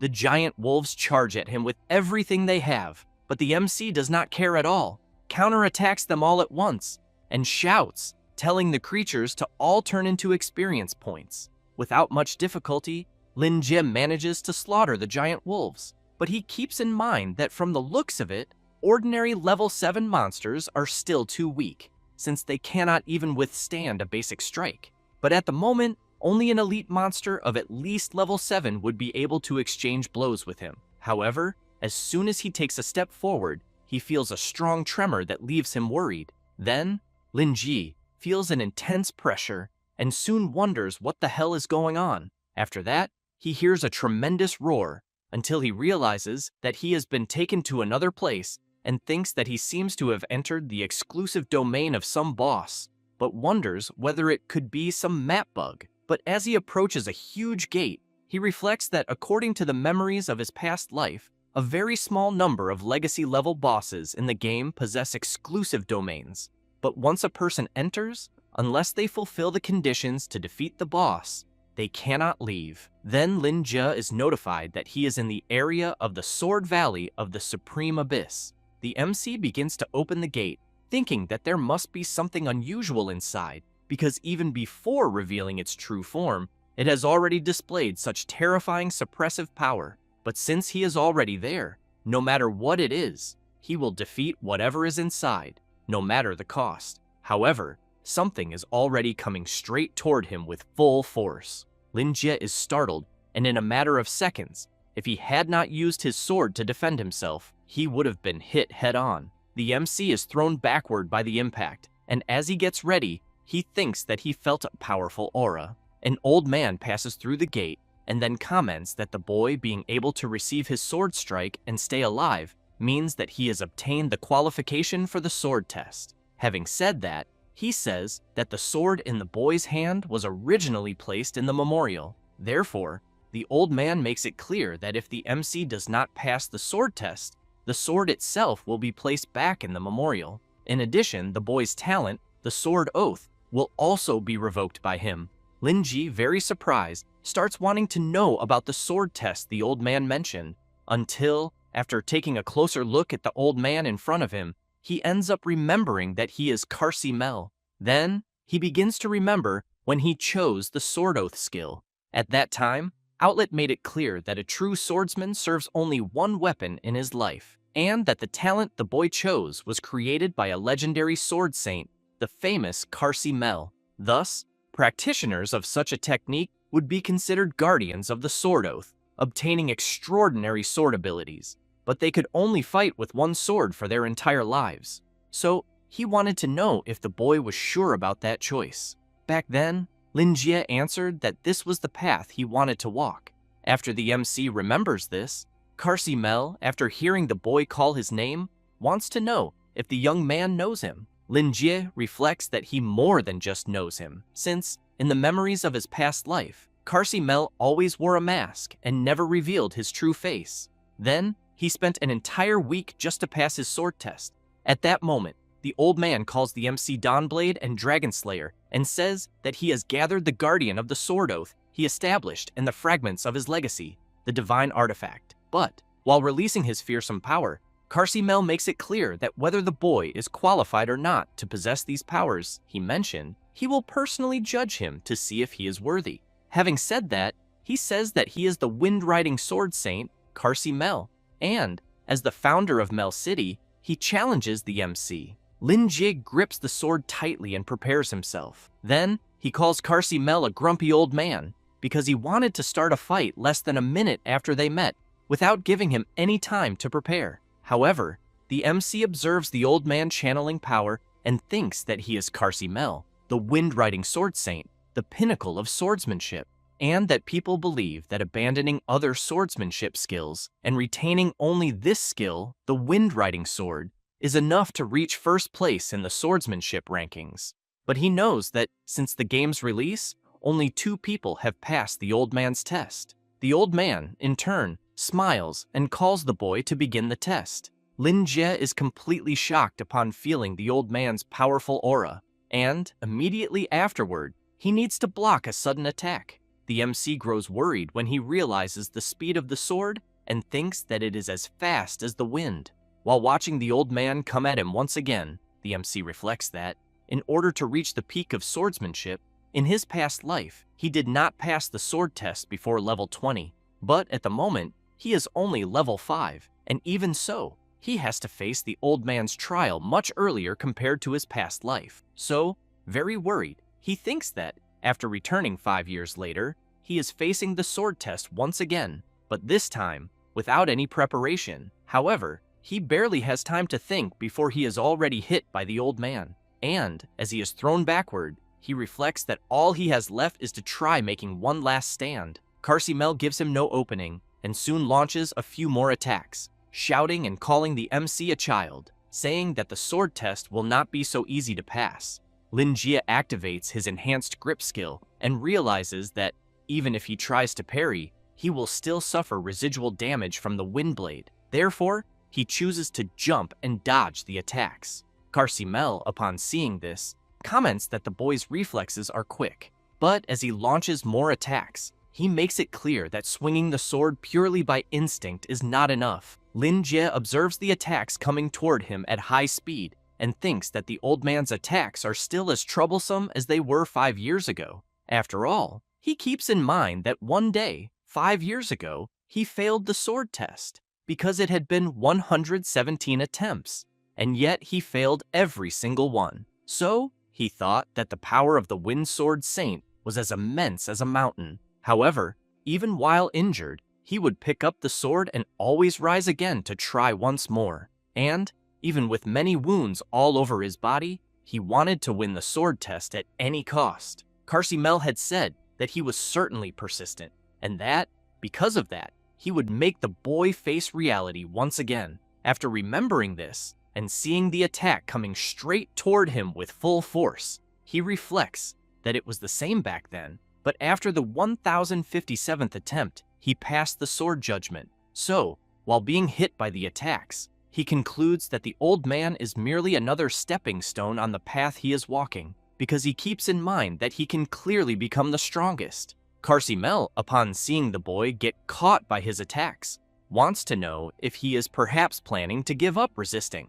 However, Lin Jie shouts for Griffin's golden bell to be activated. With that, the artifact's effect begins to block the attacks. Then, the MC activates his berserker skill, and, while his power begins to overflow everywhere, he makes it clear that even if the test arrived earlier than he expected, he is still worthy of it at the moment. Having said that, he picks up the sword and emphasizes that he must use 100% of his strength to face the old man, and that this is how he respects the sword judgment. Carcimel grows excited when he notices that the boy's fighting spirit has suddenly increased, but he wants the MC to show his true strength. The MC, in turn, prepares himself and charges forward with everything he has. Carcimel blocks the boy's attack and, laughing, comments that it was still nothing special. However, he ends up being surprised because the MC swung his sword and released a burst of power. Carcimel is sent flying away, but Lin Jie does not stand still and quickly charges forward with full force.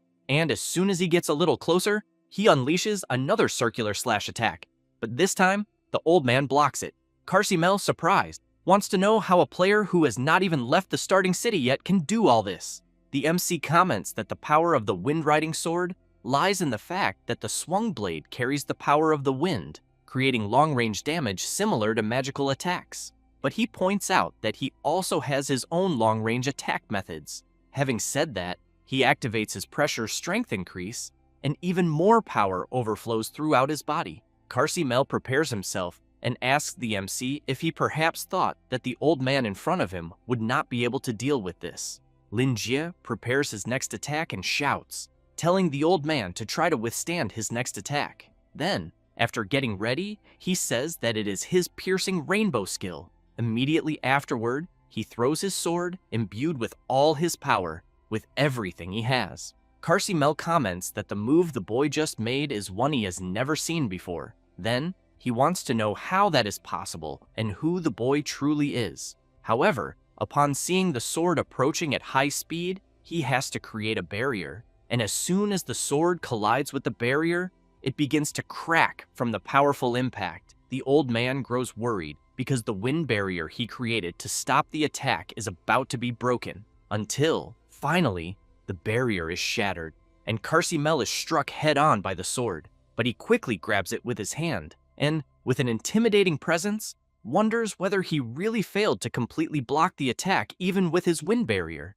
Then, he drives the sword into the ground with full force. At that moment, while the MC falls to his knees on the ground, he begins coughing up a lot of blood. Then, he comments that it is a pity he could not defeat the old man with that attack, but makes it clear that he still has not defeated him either. Carcimel says that he admires the boy's all-or-nothing gamble, but unfortunately, he will not have another chance to defeat him. Lin Jie stands up and then reflects that the injuries he suffered earlier while blocking the old man's attacks are starting to take their toll. In addition, his health points also cannot keep up with the drain from his berserker skill, and the move from his rainbow skill also cost him his only weapon. However, he knows that he still has one last chance. Carcimel gives the boy no time to think and quickly attacks with his wind-riding sword skill, shouting for the MC to let the wind show him reality. The MC, in turn, still paying close attention to each of the old man's movements,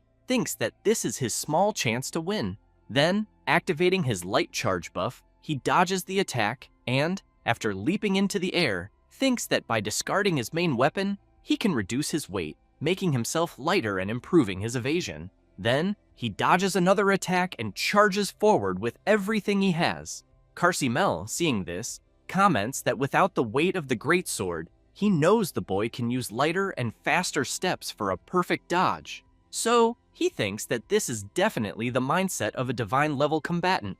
Lin Jie, in turn, just as he is about to punch the old man, activates his grip skill, but Carcimel activates his wind barrier once again and shouts, telling the boy not to be so arrogant. The MC puts more force into his strike and sees that he is managing to create cracks in the defense. Then, he puts even more power into his fist and lands another punch on the barrier. The old man grows worried when he sees that the boy truly plans to break his barrier. And as soon as the MC manages to overcome the block, Carcimel is forced to retreat backward, so he will not give an opening and be struck head-on by the blow. But as he retreats, Lin Jie does not give up and advances again. However, when he hits the old man, he realizes that it is a wind illusion. With that, Carcimel appears right behind the boy and then launches his wind-riding sword attack. Lin Jie manages to dodge at the last second, but the old man shouts, saying that the fight is over,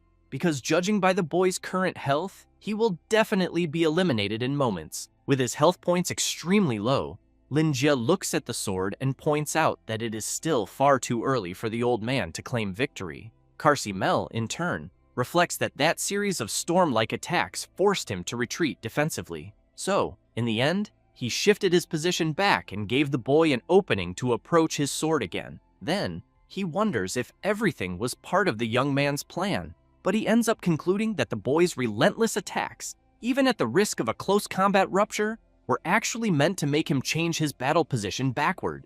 Therefore, he laughs and comments that he will not give the MC that chance. Having said that, he charges forward with everything he has, saying that with that last sliver of life, it is impossible for the MC to withstand a single strike from his wind-riding sword. Lin Jie grabs his sword and then activates his death rest skill, making it clear that he never planned to escape in the first place. Carcimel is startled when he sees that the boy used such a skill. Then, he comments that it is a special warrior skill that can restore a portion of health points when health is low. Thus, the more the health points are reduced, the more additional health the skill can restore. Then he concludes that from the looks of it, the boy had been saving his final chance to turn the tables all along. But even so, he attacks and shouts, saying that he will not give him that chance. Lin Jie tries to withstand the attack, and because his skill is active, as his health points are reduced, they are quickly restored. However, the old man's attack is continuous and ends up making the MC worried, wondering whether his skill will be able to sustain it. But as soon as Carcimel's attacks stop, he thinks that he managed to endure it in the end. The old man, completely shocked, thinks that the boy used his skill to absorb all the damage from his attack head-on. Then, he wonders if that is a calculation a human could make. Lin Jie gives a faint smile and makes it clear that victory or defeat will depend on his next move. Thus, Lin Jie activates the double berserker skill, and his power explodes throughout his entire body. And not only that, the energy begins to spread throughout the area. The MC, consumed by fury, thinks that he successfully managed to activate double berserker. However, he keeps in mind that each stack of berserker mode costs him 1% of his health per second. So, with him at the double stage, it means losing 2% per second. Therefore, his remaining 5% of health can only sustain the enhancement for 2 seconds. Keeping that in mind, he firmly grips his sword and reflects that the last 2 seconds will have to be enough to defeat the old man. Then, he prepares himself, focuses, and throws his sword with the piercing rainbow skill. A powerful force shoots toward the old man at super speed. The old man, in turn, watches the attack approaching far too quickly. Then, he becomes extremely worried, wondering whether he will be able to stop it. The MC's attack reaches its destination, and a powerful impact occurs. However, the attack passed beside Carcimel's head, and, because of the skill's massive damage, went straight through the enormous rock. After that, unfortunately, the MC's double berserker mode ends, and he becomes completely exhausted. The old man looks back, and seeing the destruction the attack caused, wants to know if the piercing rainbow move is one of the boy's skills. Because if it is, he thinks that, even though there are so many cool moves he could use in the game, he wants to know why he stubbornly chose a playstyle different from his main one. Lin Jie replies that it is because he simply prefers to fight in his own way and have his own style. Mel comments that, in the end, the boy missed the piercing rainbow attack on purpose. Then, while pulling the MC's sword back with his skill, he congratulates him and informs him that he passed the sword test. Having said that, he throws his weapon back to him and emphasizes that as a reward, he will repair the broken blade of the weapon. And as soon as Lin Jie takes back his sword, the old man comments that, in the name of the wind-riding sword saint, he once again grants the title of Guardian of the Sword's Oath to the Blade of Dawn and Dragon Slayer, Lin Ji. Then, while the MC sits on the ground and drinks some medium healing potions, the old man continues by saying that the boy's strength really made him see him in a new light, and that, among the players who have taken the sword test so far, the boy is the lowest level one. Lin Jie becomes intrigued upon hearing this. Then, he wants to know if the old man meant that someone had already passed the sword test before him.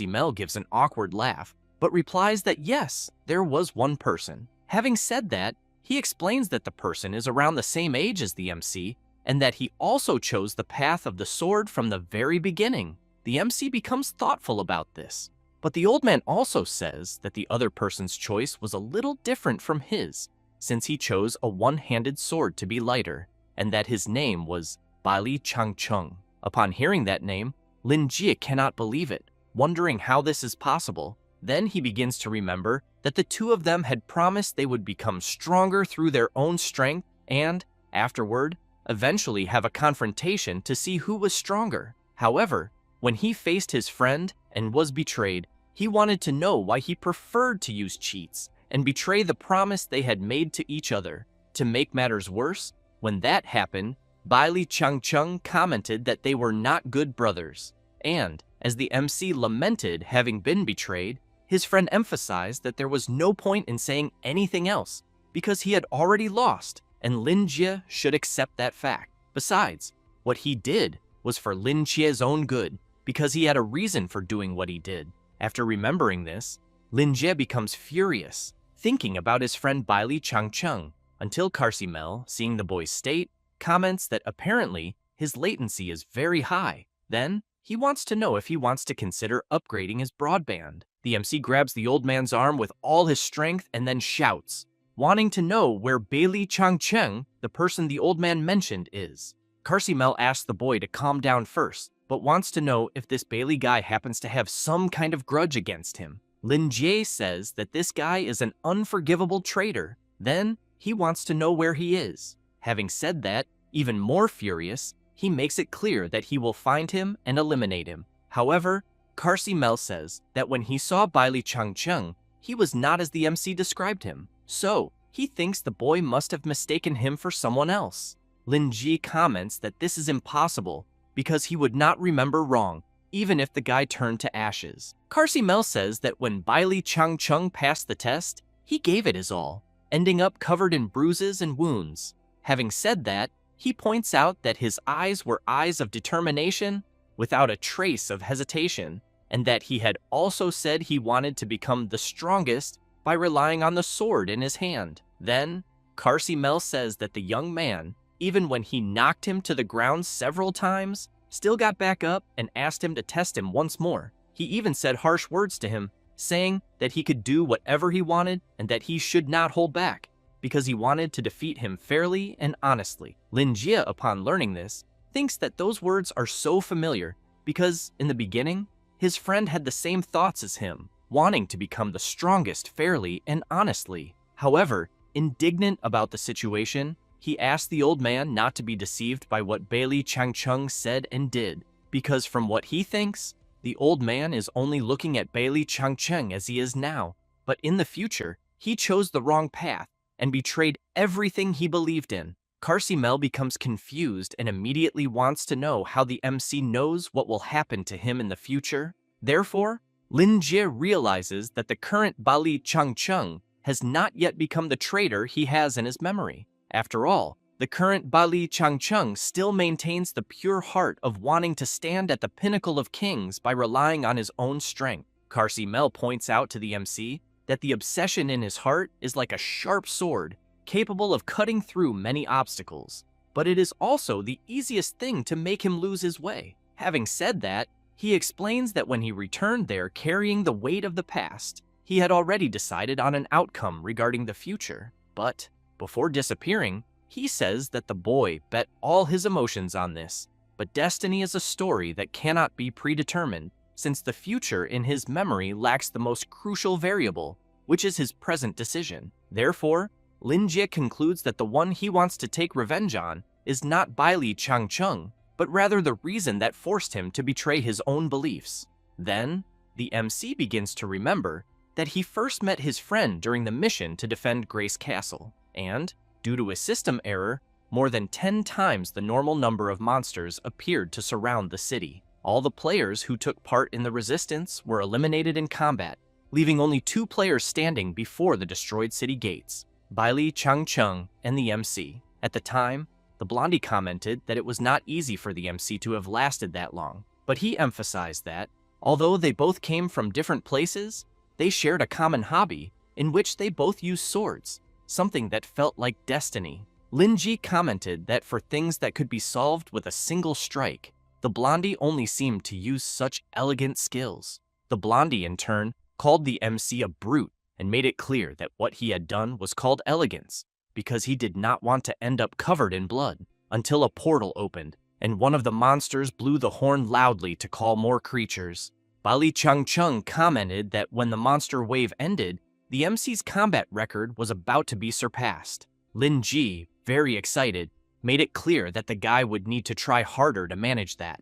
And so, they both headed into the confrontation together. After defeating a large number of the creatures, Baili Changcheng commented that he had a dream, in which he wanted to rely on the sword in his hand to become the strongest. Lin Jie laughed and commented that it was a coincidence, because that was also his dream. Then, after the monster boss appeared before the two of them, Baili Changcheng commented that from the looks of it, the path to reaching the limit would eventually make them rivals. However, he emphasized that, even so, before they became enemies, he wanted to know if the MC would like to become his friend at that moment. Lin Jie was intrigued by the question, because, judging by the Blondie, he obviously seemed like a young master surrounded by stars and should not be without friends around him. So, he wanted to know why Baili Changcheng wanted to become his friend. The Blondie, acting charming, replied that the MC used the worst equipment and the worst weapons, but even so, he was ahead of him, who was covered in expensive equipment, making him the only player who could fight by his side. Having said that, he said that he was very confused about why the MC's strength could surpass the limits of the system, to the point that the game he played had turned into something completely different. Therefore, he wanted to know if the MC had used some dubious method because he could not help but suspect it in his heart. After all, he only truly realized it when he saw him fight up close, because he thinks the MC must possess a strength that surpasses that of a genius. Then, Baili Changcheng also said that in the past, he believed his combat skills had reached the absolute peak of 100%, but even with such low-level equipment, the MC reached that same level, which meant that his strength had surpassed 100%. Lin Ji commented that there was nothing strange about that, but while the creatures charged at both of them, the Blondie said that he wanted to treat the MC as a mirror so that he could see himself more clearly.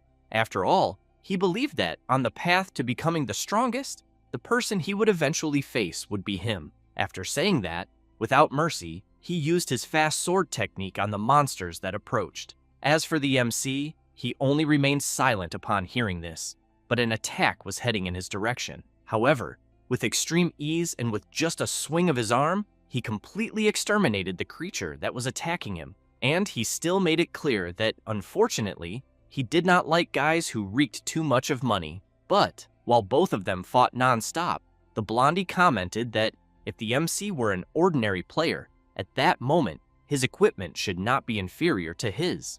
But he had exchanged all the equipment he had worked so hard to obtain for money. Lin Ji commented that this was precisely the difference between them caused by their respective stories. So, he needed to make money from the game, while the blondie, on the other hand, could easily bring material wealth from the real world into the game. After defeating the monster he was facing, Bailey Changcheng pointed out that his equipment set had been entirely obtained through his own strength, and that the sword he wielded had been broken by him during the previous day's enhancement. Lin Ji was intrigued upon hearing this, but in front of the entrance portal to the final boss, Bailey Changcheng still commented that even if it was only valid during the defense of Grace Castle, he wanted them to fight as brothers. And as soon as they bumped fists, the blondie commented that the MC should treat it as a limited mission brotherhood. Then, after remembering everything that happened in his past life, Lin Jie, looking at Carcimel's sword etched in his memory, reflects that, in the beginning, Bailey Changcheng was also someone who loved battles and improving his skills. Keeping that in mind, he considers that perhaps in this life, his friend can still be saved. Then, he takes the sword, places it on his shoulder, and thinks that the game seems to be getting interesting. But before finding Bailey Changcheng, he needs to surpass his strength by 100 times. After all, he needs to teach him a proper lesson face to face on how to be a decent person.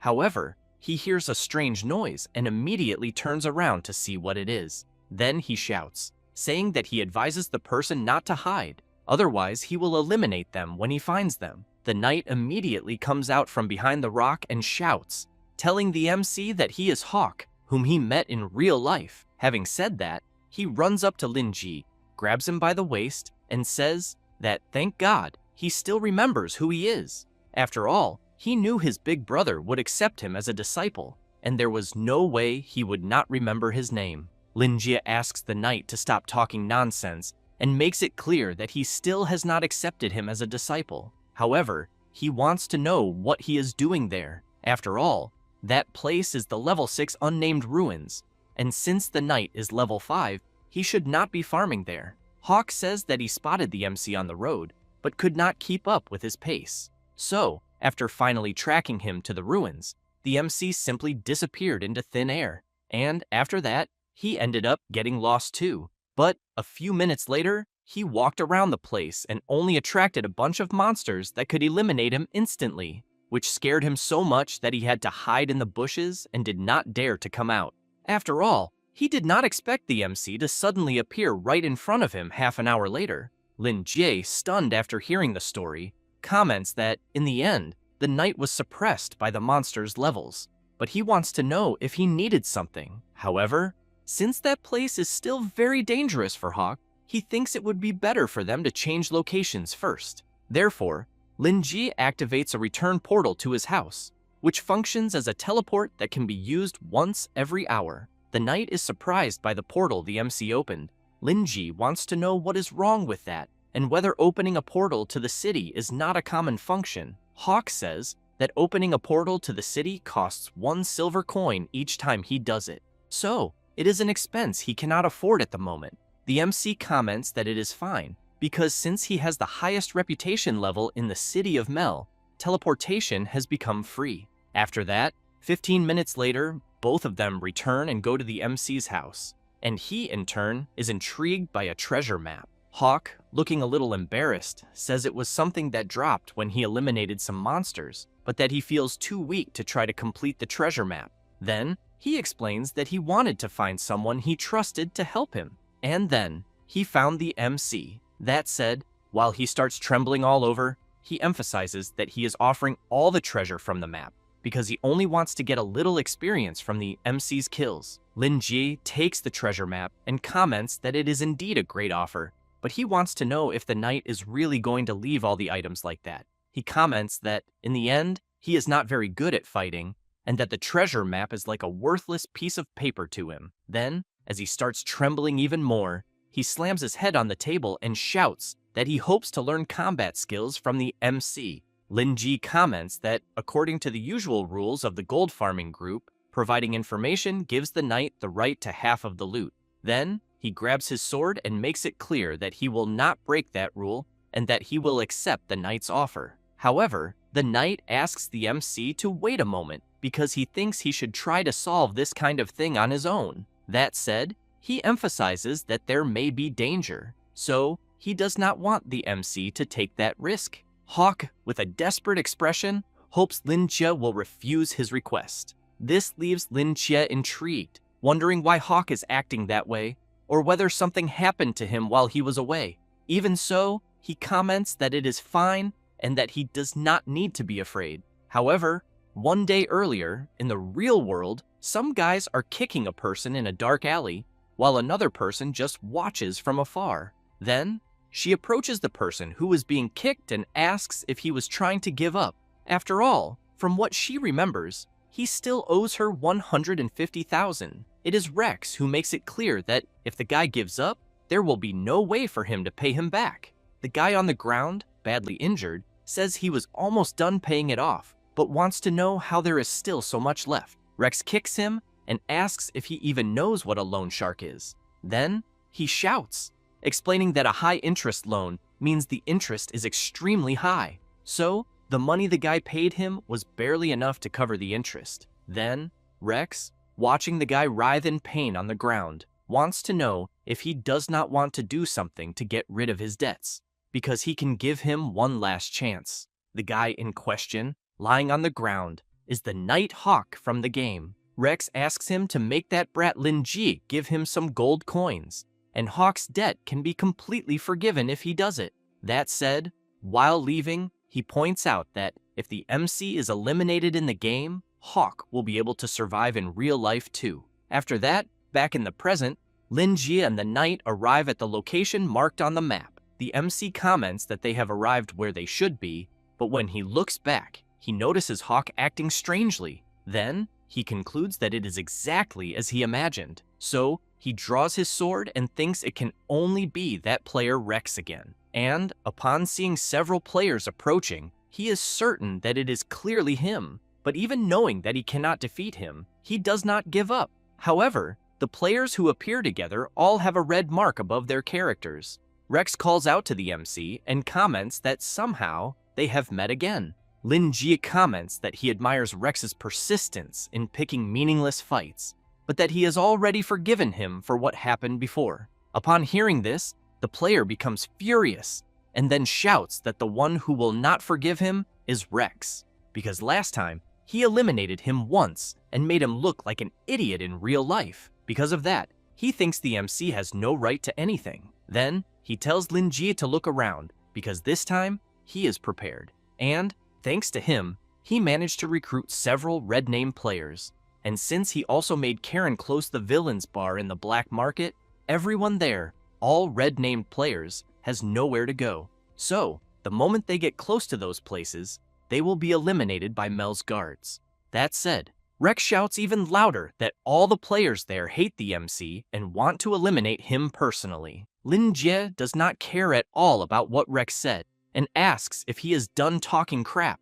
Rex, in turn, draws his dagger, and while running his tongue along the blade, emphasizes that he not only plans to eliminate the MC in the game, but also knows that, in reality, he has a beautiful younger sister and a useless mother. Lin Jie's expression changes instantly when he hears that from the player, but Rex, noticing how the MC reacted when he mentioned his family, comments that apparently the MC's sister and mother are his weakness. Then, he wants to know what would happen to those two women if they were surrounded by a bunch of thugs.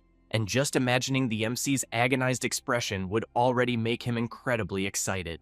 Lin Jie shouts Rex's name and then, with a completely intimidating look, makes it clear that the player has chosen the path to his own death. At that moment, Hawk apologizes to the MC and says that it was not his fault, because he was forced. Then, Rex shouts for all the players to advance and eliminate Dawnblade. Lin Jie firmly grips his sword and then begins to release his overwhelming power. Then, he emphasizes that they, whether in the game or in reality, are all a bunch of irredeemable scum. One of the players cannot hold himself back and charges at the MC with his ice infusion skill, but Lin Jie moves quickly and cuts the player in half without the slightest mercy. After all, since they all have red names, it will not change his reputation at all. On the contrary, it will only increase it.